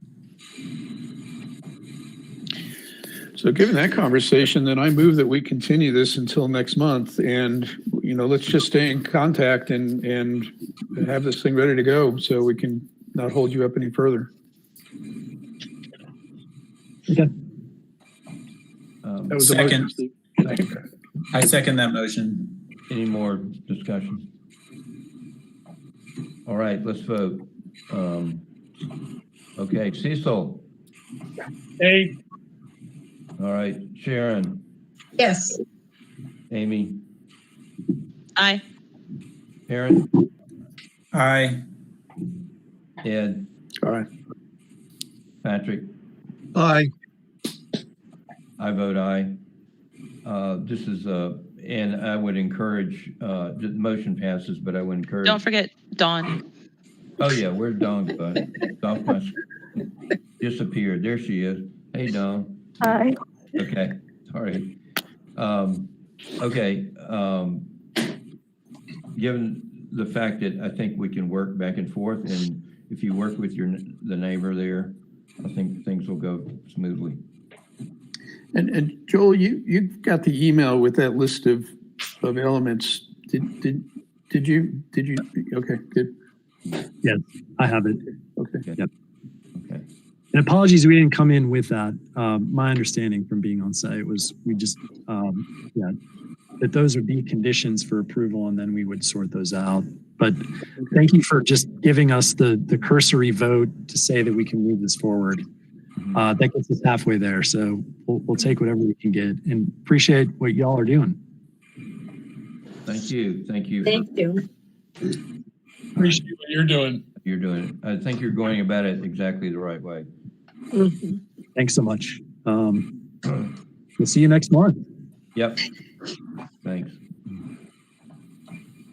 Okay. Next on the agenda is an opportunity for other public comment.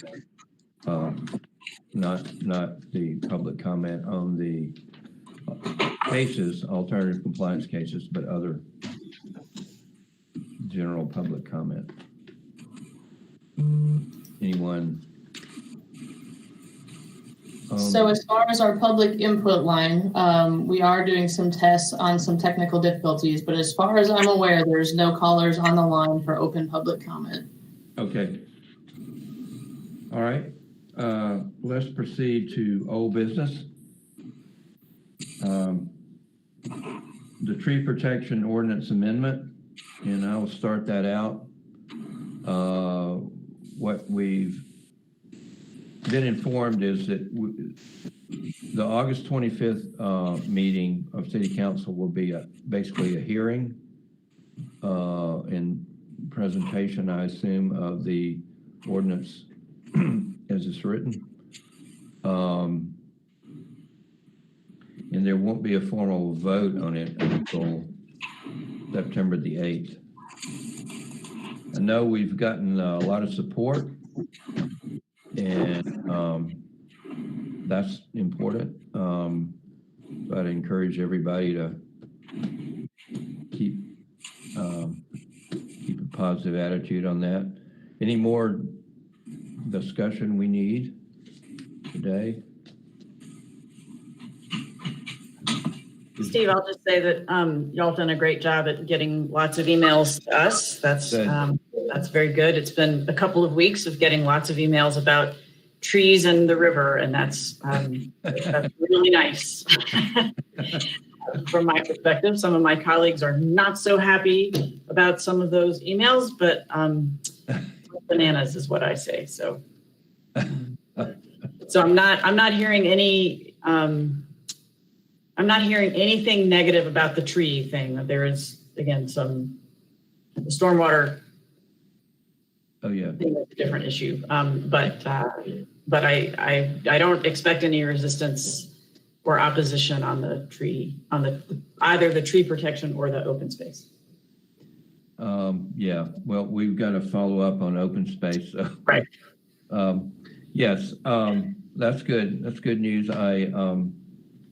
I think that we were worried that we might have some opposition from the development community, like, we got voted down in P&Z, but now they might very well show up, but we're not hearing anything from them ahead of time. We think we've made something very flexible, and it's going to be probably monitored for a year anyway if it's passed. So see if there are any revisions that would be needed. Any more discussion on that? The urban forestry resolution. Apparently, the schedule for that would be basically the same. It would go for adoption by City Council on September the 8th, assuming it's adopted. Any guidance you can give us on that, Julie? The resolution as written. So you're not on. Thank you. I haven't heard anything negative about it, but I'm also, most of council hasn't seen it yet. Oh yeah. So, but, Well, we try not to box them in on it. It's a aspirational. And it's been revised since the last time we met as a group. So it's a little bit stronger language now. We need a vote on that today, in fact, for approval of the resolution as written from the commission, so it can move forward. It's moved forward in draft. It's kind of in the queue, but we need to approve it formally. So unless there's more discussion on it, we can go ahead and have a vote on it. Mr. Chairman, I guess that's not included in the documents for today's meeting, huh? Right. But you emailed it out, right? Yes. Mm-hmm. Okay.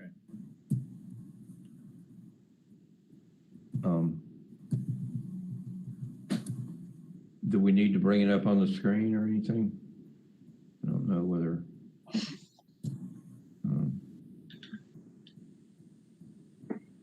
As far as I'm concerned, we're ready for a vote. Okay, let me go ahead and do the. Well, do we need a motion first, Steve? Yes, we better have a motion. Who wants to make a motion?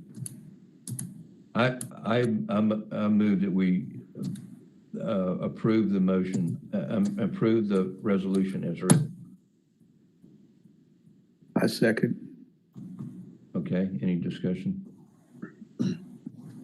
All right, Sharon?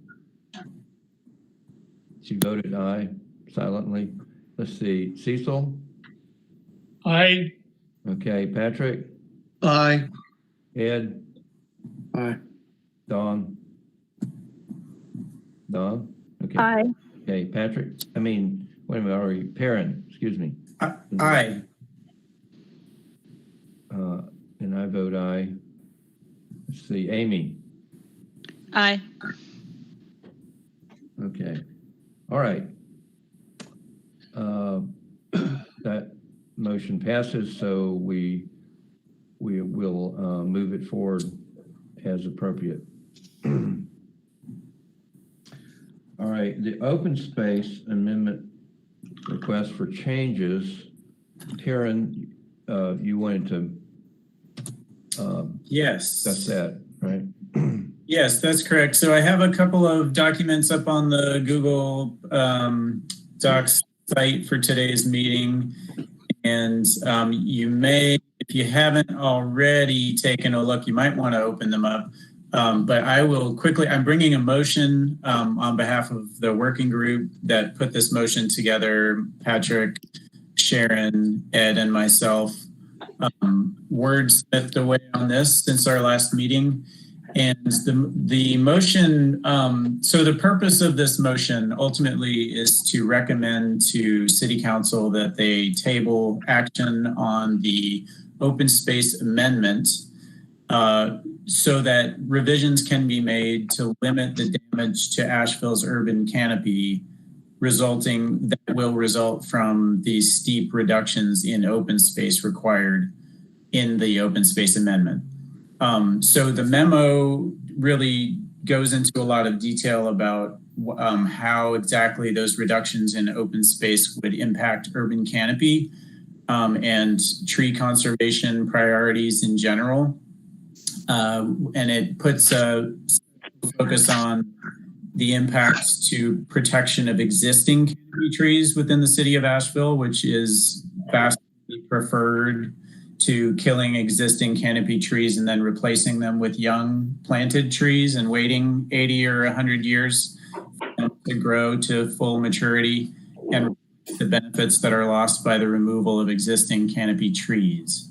So with that purpose of the motion in mind, that we're asking City Council to table action on the open space amendment so it can be improved and the impacts of it can be reduced on urban canopy.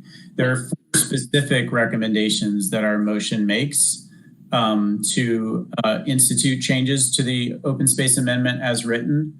And the first one speaks to, there's a provision in the open space amendment already that allows reductions in open space for developers who institute superior stormwater management standards within their developments. It allows them to reduce the percentage of open space required on their lot. So what the first recommendation does is that it says, okay, good stormwater management is great. But in addition to good stormwater management, we also are recommending that the existing tree protection requirements of the tree canopy preservation amendment be required, stormwater protections, as well as existing tree protections in exchange for those reductions in open space. So generally speaking, the open space amendment reduces open space required within the city of Asheville. And this is an extra exception that further reduces the amount of open space required on development. So we think that it's a good idea to both require existing tree protection as well as stormwater in order to give those steep discounts in open space. The second change that we're recommending is to abandon the reduction from 24 square feet as the minimum dimensional requirements of open space in any development to 12 square feet. So the open space amendment as written is saying that the minimum dimensional requirements should be reduced to 12 square feet from 24 square feet. Our concern about urban canopy with regards to that is that it's much harder to accommodate a canopy-sized tree and create usable space for people with seating and whatever else you might want to have on site when you've shrunk that down to a tiny little 12 square foot area. So in other words, we're just saying, forget about that part, keep it at 24 square foot minimum. But we also recommend that in order to accommodate flexibility in unusually difficult circumstances, that we allow for an exemption, that the city should allow for an exemption from the dimensional requirement if an equal amount of square footage is dedicated to on-site or property adjacent preservation of existing trees. So in other words, you're supposed to have 24 square foot minimum and a certain percentage of the site within open space. If they're going down below that 24 square foot minimum, then the balance should be made up for with existing tree protections, either in the lot or adjacent to the lot. So this would require things like conservation easements to protect existing trees if it were off-site, or they'd have to figure out a way to do it on-site. The third recommendation is to buffer the environmental injustice impacts of low-income neighborhoods and public housing developments in the city of Asheville, suffering from the worst heat island impacts of our loss of urban canopy by eliminating the exemptions from open space requirements for developments within a half mile of Asheville's public housing developments. So there are various ways that developers can reduce the amount of open space that they're required to have within the open space amendment as written. There's a whole variety of different ways that can be accomplished within the open space amendment as written. And what we're saying is, let's create a buffer, a half mile around public housing developments where the open space standards are just enforced. So that we can decelerate the loss and buffer the loss of urban canopy around public housing developments and the lower income, higher concentrations of people of color neighborhoods around those public housing developments, to start taking steps to remediate the harm done in these historically redlined neighborhoods. And there's a lot of information in the memo about the background on that issue and all the documentation that's been done of those impacts.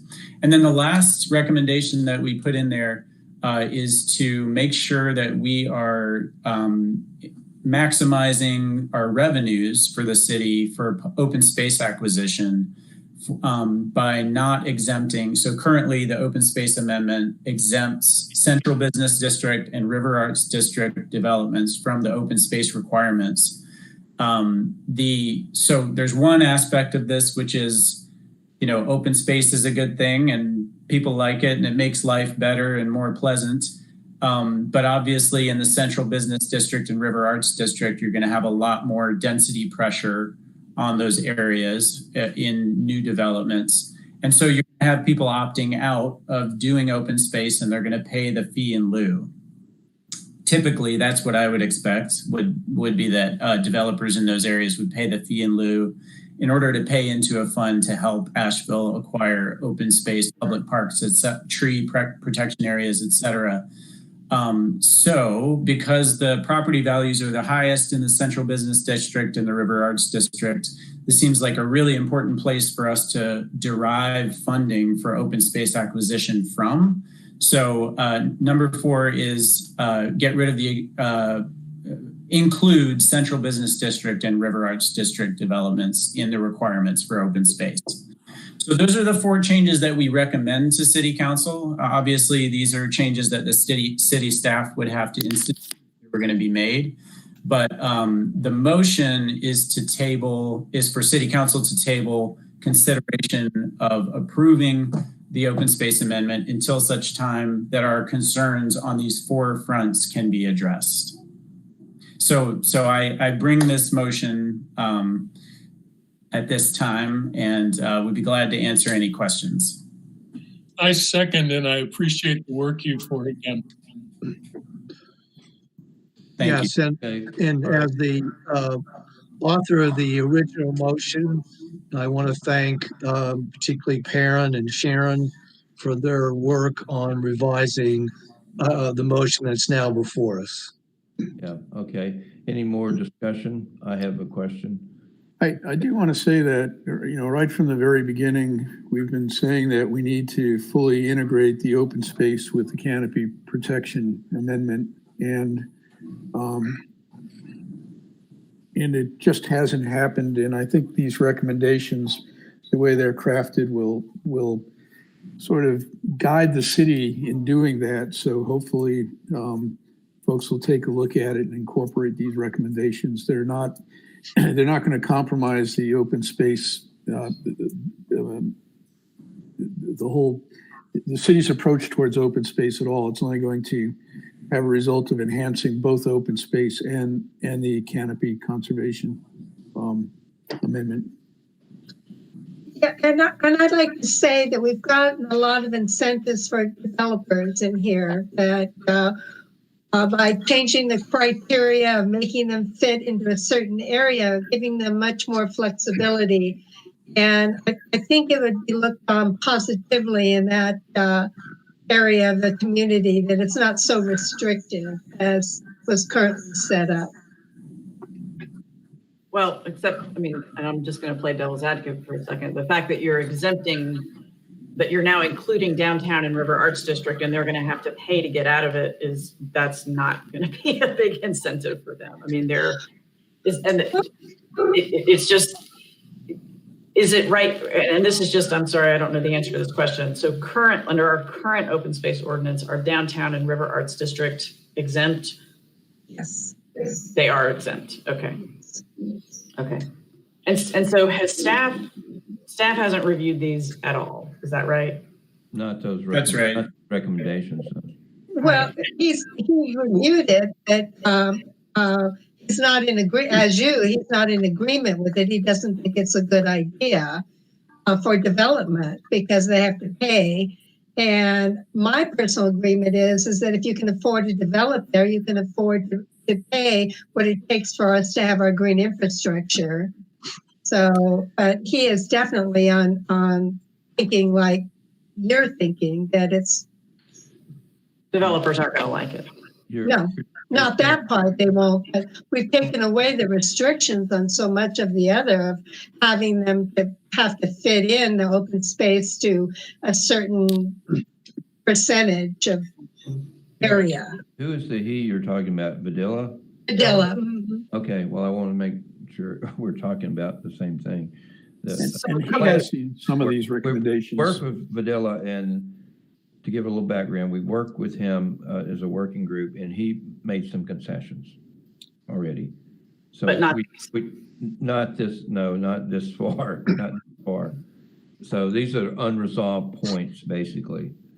Let me just tell you, and I think Cecil would confirm this, is that it is super awkward to get to council and have a commission saying one thing and staff saying another. Yes. That is an extraordinarily uncomfortable place to be. And, some council members are going to go with staff and some might go with the commission. And, I don't have any way to predict how that's going to go. But just remember that from, for the next month, it's going to be, sorry, my computer's about to restart and I don't want it to do that. It's going to be, there are just 6 of us. So we could very easily end up in a deadlock on this. We understand. It's just recommendations to go back, and we're willing to concede. I mean, I've said all along that staff would never go for this, and nor would council. I've said it's going to be a hard slog, even though I agree with it. But part of this is recommending that it go back in a working group and tweak it further and admit what we can do and compromise all the way around. This is not set in stone. It's just recommendations for the changes that we're proposing. Because I know that it was going to be a hard slog to get anybody to agree to that. I think that part of this is that the open space amendment is really hard to understand. Yes. And it's even harder to visualize the impact of the proposed changes. But one thing that we clearly see is that the canopy amendment and the open space amendment could be in direct conflict with each other. And this is a point that we've repeatedly tried to explain to Vidalia when we've been working on it. And I don't think he fully understands the conflict as we're trying to point it out. So, my feeling is that we'll see the conflicts down the road in a few months if the open space amendment gets adopted, and we'll have to go back and revisit it, or we still have a chance to make some adjustments to it so they complement each other instead of conflict with each other. I think the conflict is going to be in looking at losing mature trees. I mean, that's the biggest thing I see, that we will tend to lose a lot of mature trees. I get that, but that's kind of going to happen. Yeah. I mean, it's going to happen outside of the open space ordinance. It's just going to happen because Apple's growing. And I realize the tree ordinance is set up to incentivize saving those. Right. It's kind of a yin and yang situation. So one's pushing toward density and one's pushing incentivized tree save or saving trees if not planting trees. It's a tug and push and pull kind of thing. To speak to Julie's comment about the conflict between council and staff, there is some sort of, I don't remember what it was called. There's a public space or an open space requirement in the central business district. I don't remember how that's framed, but I remember when the hotel next to the Grove Arcade came up for approval, staff insisted that the roof of the Grove Arcade was part of the public space or the open space to qualify that hotel, even though not even the people who live in the Grove Arcade can go up on the roof. I mean, it was like insane. It was completely insane. And yet, and I think also their swimming pool on the 5th floor or whatever was considered public space, even though it's not open to the public. And that's the kind of butting heads we had with staff. So this will be a slog downtown. So I've got another question. At the last meeting, I thought my marching orders were to make sure that tree canopy and open space were done together. was that so that open space didn't move forward without tree canopy? So are we okay if tree canopy moves forward without open space? Yes.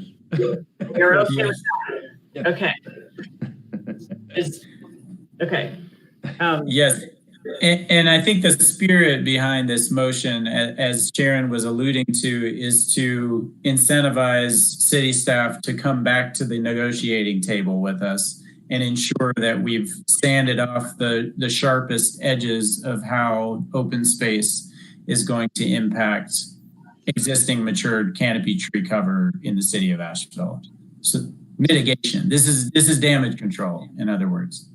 So I am happy to ask that it come off the agenda. I don't know that I will have anybody with me on that. And if the staff and if Deborah and if Esther still want it on the agenda, then it'll be on the agenda, and then we'll get to that really awkward place that I would love to avoid. So I'll talk to Esther. I'll talk to Esther tonight about this and see if she is willing to pull it. I'll try to twist some friendly arms. Yeah. Good. That'd be great. Cecil, thank you. And again, we don't want to kill this, but we'd like to have it better reflect opportunities to save trees, and recognizing that we're going to lose trees in development. I don't think we want to encourage it with another policy. I think there's some tweaks that we can put in this thing that would just make it a better policy all around. Yeah. Well, there's such a thing as we don't want to be the point of we can't reach absolute perfection because we can't foresee everything, how everything's going to fall out completely. So we don't want to jeopardize our tree protection amendment, trying to tangle things up too much, but we would like to see some improvements in the open space. Mm-hmm. Okay. I'll do my best. If for some reason we can't get it pulled off the agenda, well, that just sounds like what needs to happen. Thank you. Thanks for your efforts, Julie. Yeah. Thank you. Yep. Steve, we need to vote on the motion. Sorry. Right, yes. With special thanks to Patrick Gilbert for getting this whole project started and really kicking it off for us, I move that we adopt the motion as drafted. I second.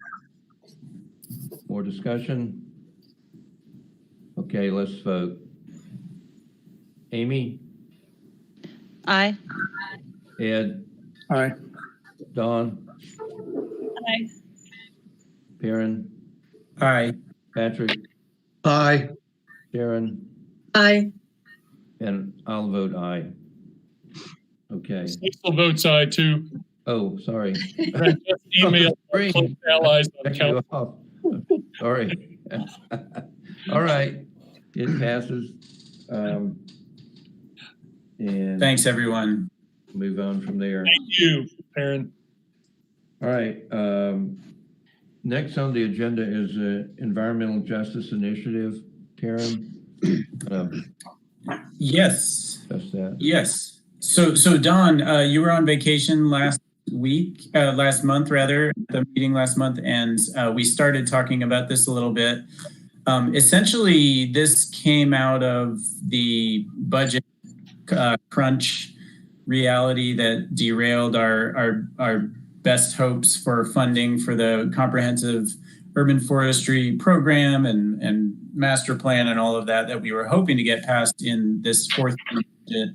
And I had suggested that perhaps we could request funding for a scaled down, a bite-sized piece, which would be promoting and restoring canopy at Asheville's public housing developments.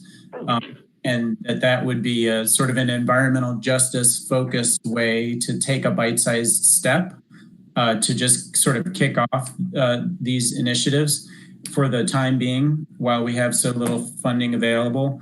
And Julie suggested that we approach the Public Housing Authority directly to talk to them about what the possibilities are on their end with funding within their own internal budgets to make that happen. And maybe we could collaborate with the Housing Authority and help guide maybe initiatives over the next year to restore urban canopy in those regions and mitigate some of these heat island impacts. And so I thought that you would be the best person to talk to about this, since you've been involved in these issues before. And I'm just curious, what are your thoughts about the prospects for who we could talk to and what we could get done maybe over the next year along those lines?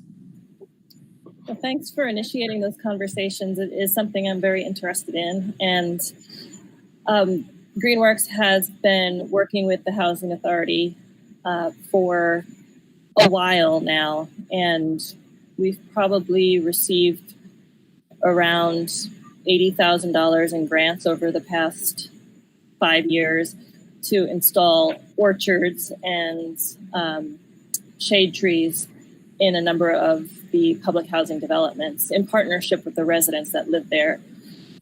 In speaking with David Nash of the Housing Authority, he's very interested in reforesting the neighborhoods.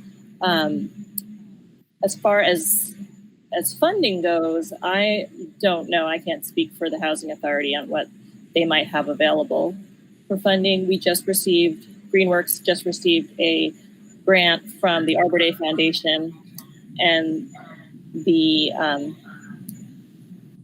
TD Green Space grant program to plant.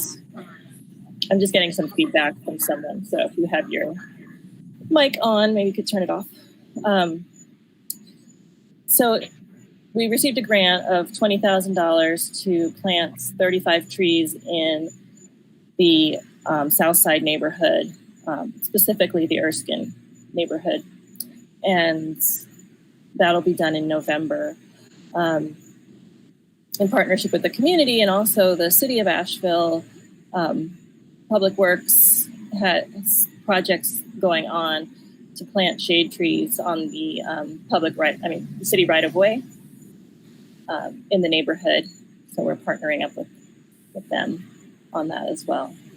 I think any conversation about planting trees in a neighborhood should involve the community residents and not just be a top-down approach working with the authority or the city of Asheville. That's an approach Greenworks has taken to working with any community, especially public housing developments and residents who so often feel disenfranchised in making their own decisions that affect their neighborhood and communities. So I would welcome the opportunity to have a conversation with community representatives and others who would be involved in that. And who is David Nash? David Nash, I'm not sure of his title. He might be the interim head of is he the actual? Okay. So he's the director of the Housing Authority for the city of Asheville, or HACA. Yeah. And I did raise this at the board meeting last month, and the board members were very excited about it and thought it was a great idea. And David said he would reach out to you, Dawn, based on the work that y'all have done together. We did not talk about money, but I think if that is an issue, then we just, I'm happy to bring that back to the board, or Dawn, maybe you can, come to a board meeting and talk about that. Yeah, I'd like to do that. The other thing we should remember is, over the next 10 to 15 years, the hope is to redevelop a lot of these. So that we don't run into our tree ordinance and open space issues 15 years from now with 15-year-old relatively mature trees. We just might want to think very carefully about where we do those plantings now. Hillcrest and Pisgah View are those are those are for sure on the list near the top. Now, unfortunately, Hillcrest is probably, though they're probably both ones that need a lot of help. But I will just tell you that what has happened to Lee Walker is, the hope is that that will happen to those communities as well. Well, I hope not like that Lee Walker, that the renovations are not as comprehensive and severe, so that I think they're going to be, Dawn. I just think they are. I mean, we're fundamentally changing what those properties look like, vastly increasing density, building totally different buildings that are, 4 and 5 stories instead of little 2-story buildings. I mean, it would be, if you're talking about increasing the density, Lee Walker is more than doubling.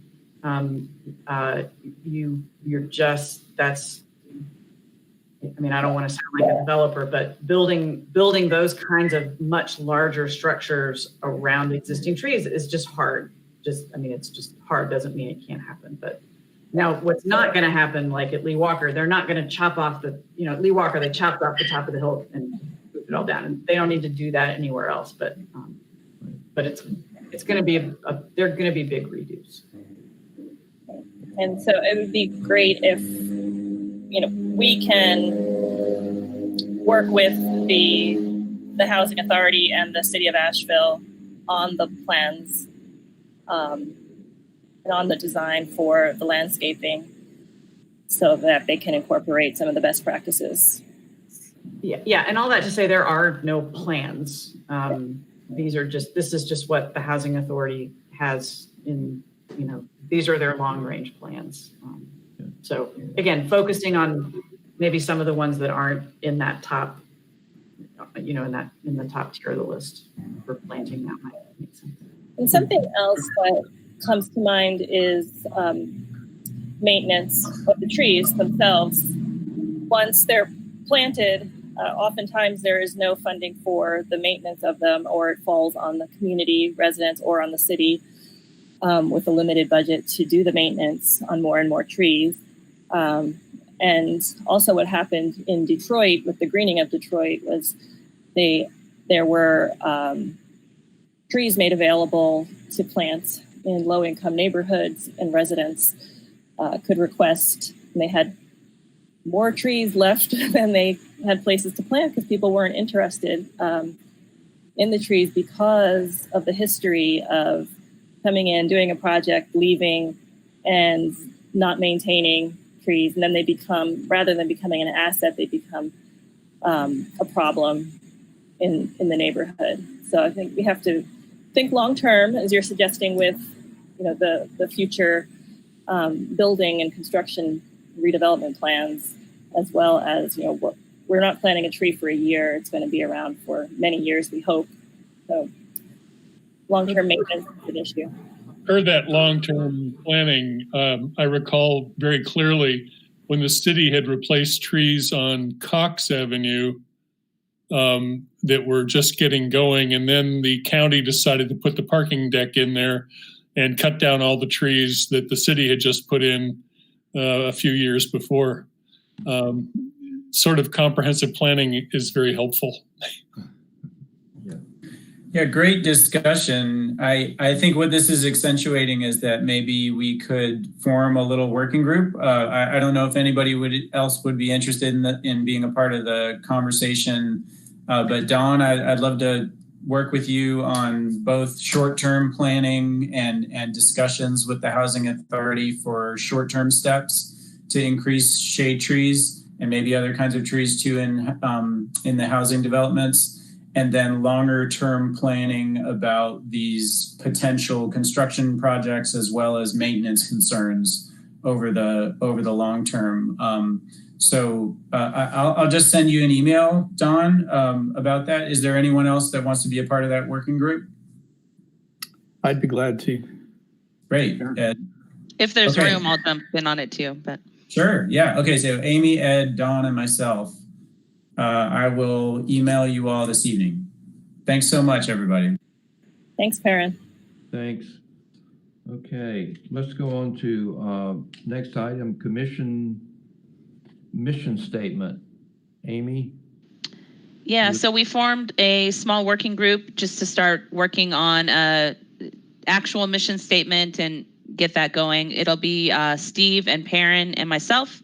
Obviously, when we get something ready, everybody will have opportunity for feedback and input. We're just getting started on it right now, so we'll have some updates hopefully next meeting for you. Okay, good. All right, Patrick, you were going to say something about the virtual meeting access, I believe. Better unmute yourself. Here you go. Okay. So I think thanks to Cape that they've taken care of that. So I don't know that we need any discussion as far as the Urban Forestry Commission is concerned, because we did have live call-in capability for this meeting. And I believe, according to communications I had with Ben Woody, as well as Brenda Mills, that they are hoping to have live call-in capabilities for all non quasi judicial board and commissions starting next month. Okay. Thanks for being persistent on that. We got it much better than it was. Got it started anyway. Okay, next item is October. Ed and Dawn.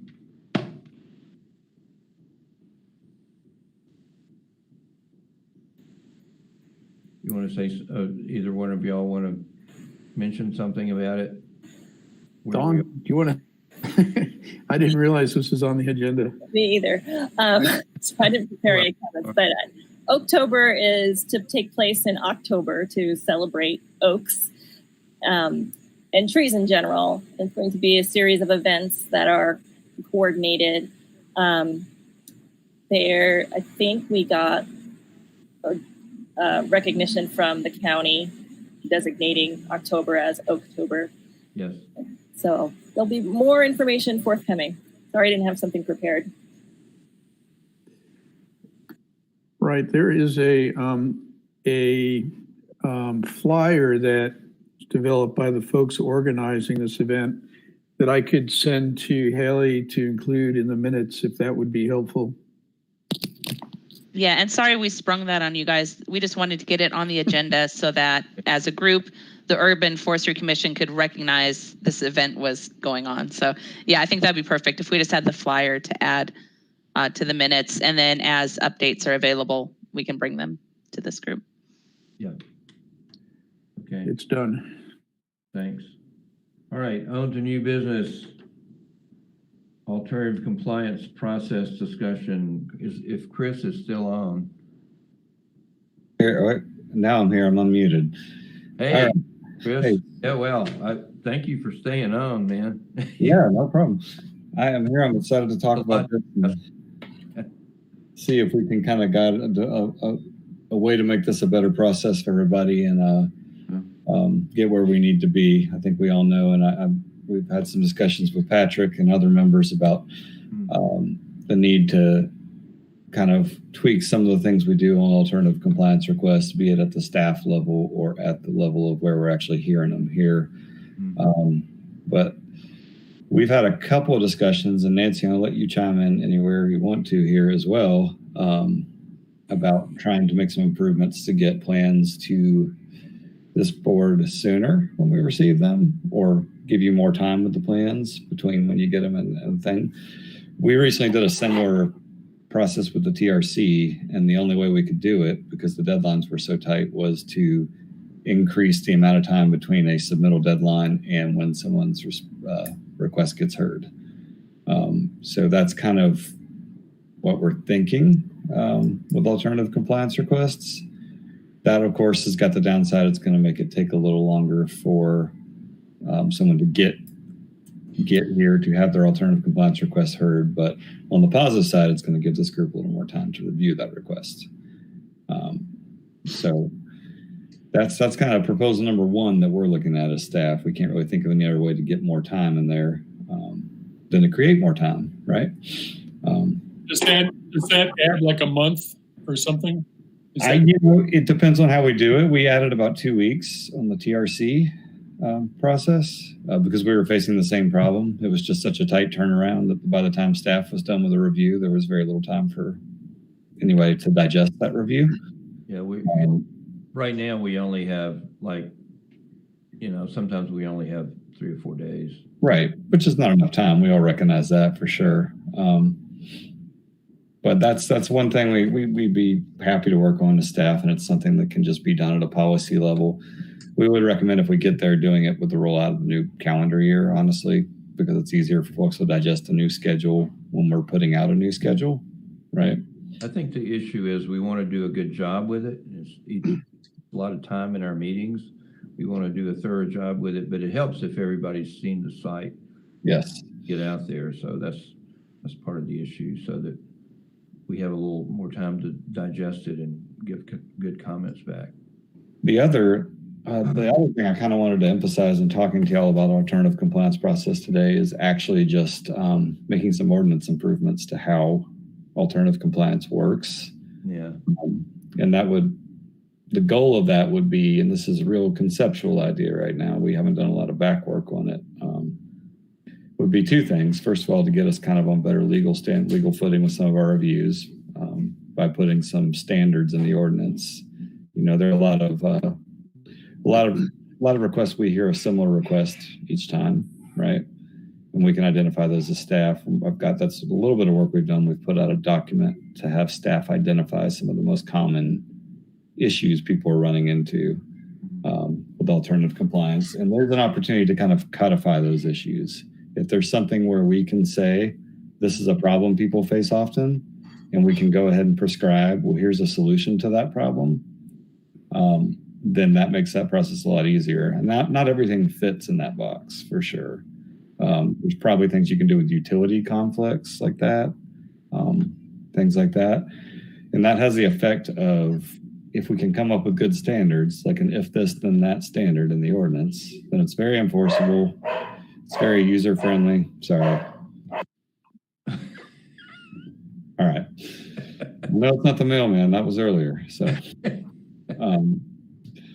that gives us an opportunity to make a more efficient process and also a more predictable process, and gets us out of the quasi-judicial question on a few things. Yes.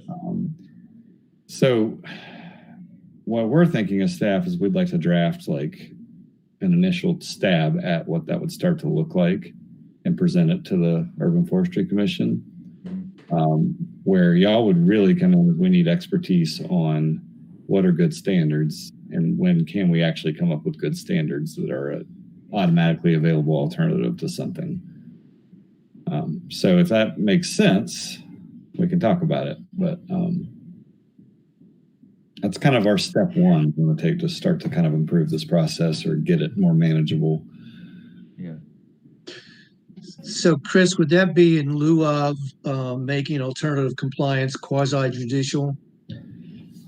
We would still have to, in order to really do this properly, alternative compliance needs to either be ad hoc in the code, if this, then that kind of stuff, define standards, or handled at a quasi-judicial level. So to me, the first thing is, I know that there's a handful of things I feel confident we could tackle and come up with some decent standards for and kind of stem the tide of those a little bit. And then we have to figure out how to proceed with the rest. There's a conversation to have with this commission about quasi-judicial hearings. And if there are things about quasi-judicial hearings that make it a lot more complicated to have the hearing, yes, than the way we're doing it now. I think we'd have to be very careful if we go to, thinking about it, if we would ever want to go that way. Yeah. And it's kind of, to me, you want to know how much we could lessen the load if we do have to go that way. So I don't know if Eric is still in the meeting. Eric Edgerton? I don't think so. I don't see him Eric is there. Hey, Eric. Hey, Matt. Hey, so we did have a brief discussion about, the approach to alternative compliance and whether it should be quasi-judicial. And just for clarification purposes, is what Chris is talking about potentially would that deal with the subjective issue that you had a concern with?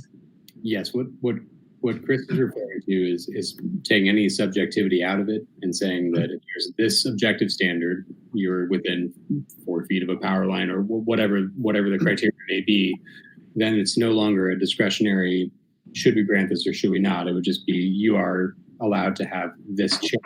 And I think Chris would be the first to tell you that we would be relying on you all to determine what then that part of that would be, to come up with what the remedy would be for demonstrating that hardship. But that would be an objective standard, and then this would not need to be a quasi-judicial hearing. Okay, thank you. Okay, any more discussion? That? All right, recommended tree species list. Thanks, Chris.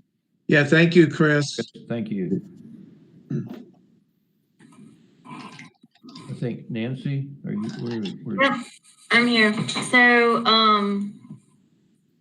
with the recommended tree species list. So in that list is, I sent this out a couple weeks ago to you guys to review. Of course, I needed Mark Foster to look at it as well. I think I sent it to him as well. But so basically, there's canopy credits for new canopy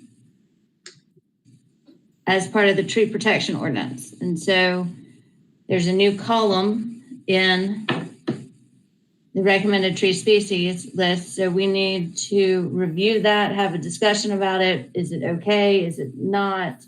The credit value given to trees of particular sizes, etc. Most of them, I think I inputted as a direct. If it's a medium-sized tree, it's a medium-sized canopy credit. But are there any changes to it that need to be made before we adopt that? Nancy, I want to go through this, but 2 ordinances I was working on was sucking up all my time. So my next tackle is your recommended species list, and I'll start going through it, and then I'll bug Ed with my emails and ask him what I don't know. So whether he wants to be involved or not, I'm going to drag him into it, but it needs to be done. And I know that from sitting on PRC that this needs to be done. And I don't know what you don't know. So I intended to look at it too, and I've just been really busy, but yeah. I hope to get to it next week or so. Yeah. Okay. Yeah, so I'm like, that's the part of this discussion is that for people to take a look at it so that, because if tree protection ordinance gets passed, this needs to be prepared at the next meeting to move forward with this column if the tree protection ordinance passes, as sort of a supplement to that ordinance change. So, but we've got, that's only 2 weeks after potential passing of the ordinance. So that's good. So if we can do it by next month, I think that's good. And we can have a small meeting here and there and pull Mark Foster in. We can do that as well. So something that I'm not clear about, and I was liaison to the Tree Commission for 8 years, and now I've been on the Urban Forestry Commission for 2 years, is does the recommended species list on the web ever get updated? Because we went for years and years, we would recommend, recommend, and then the list that was available to developers never changed. And I'm wondering if that problem has been solved. So yes, it will be solved. Part of the things the moving pieces of the protection ordinance will fix that, because the adopted recommended tree species list sits in our standards and specifications and details manual. Now it's going to come out of that as an appendix, so it doesn't have to go to council to be revised every time we want to revise the recommended tree species list. So thank you. Okay. So yes, there is a 2015 version or 16 version that's still out there. Be revised. Yeah.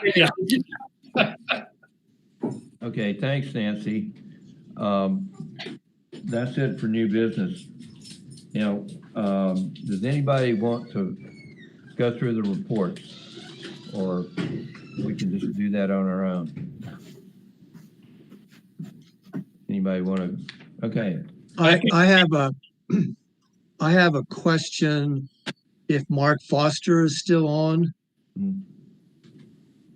I don't know. Let's see. Where is he? I don't see him. I don't think he's still on. Okay. Never mind. Okay. All right. We'll entertain a motion to adjourn. I'd second it, please. Wait a minute. Nobody. Okay. All right.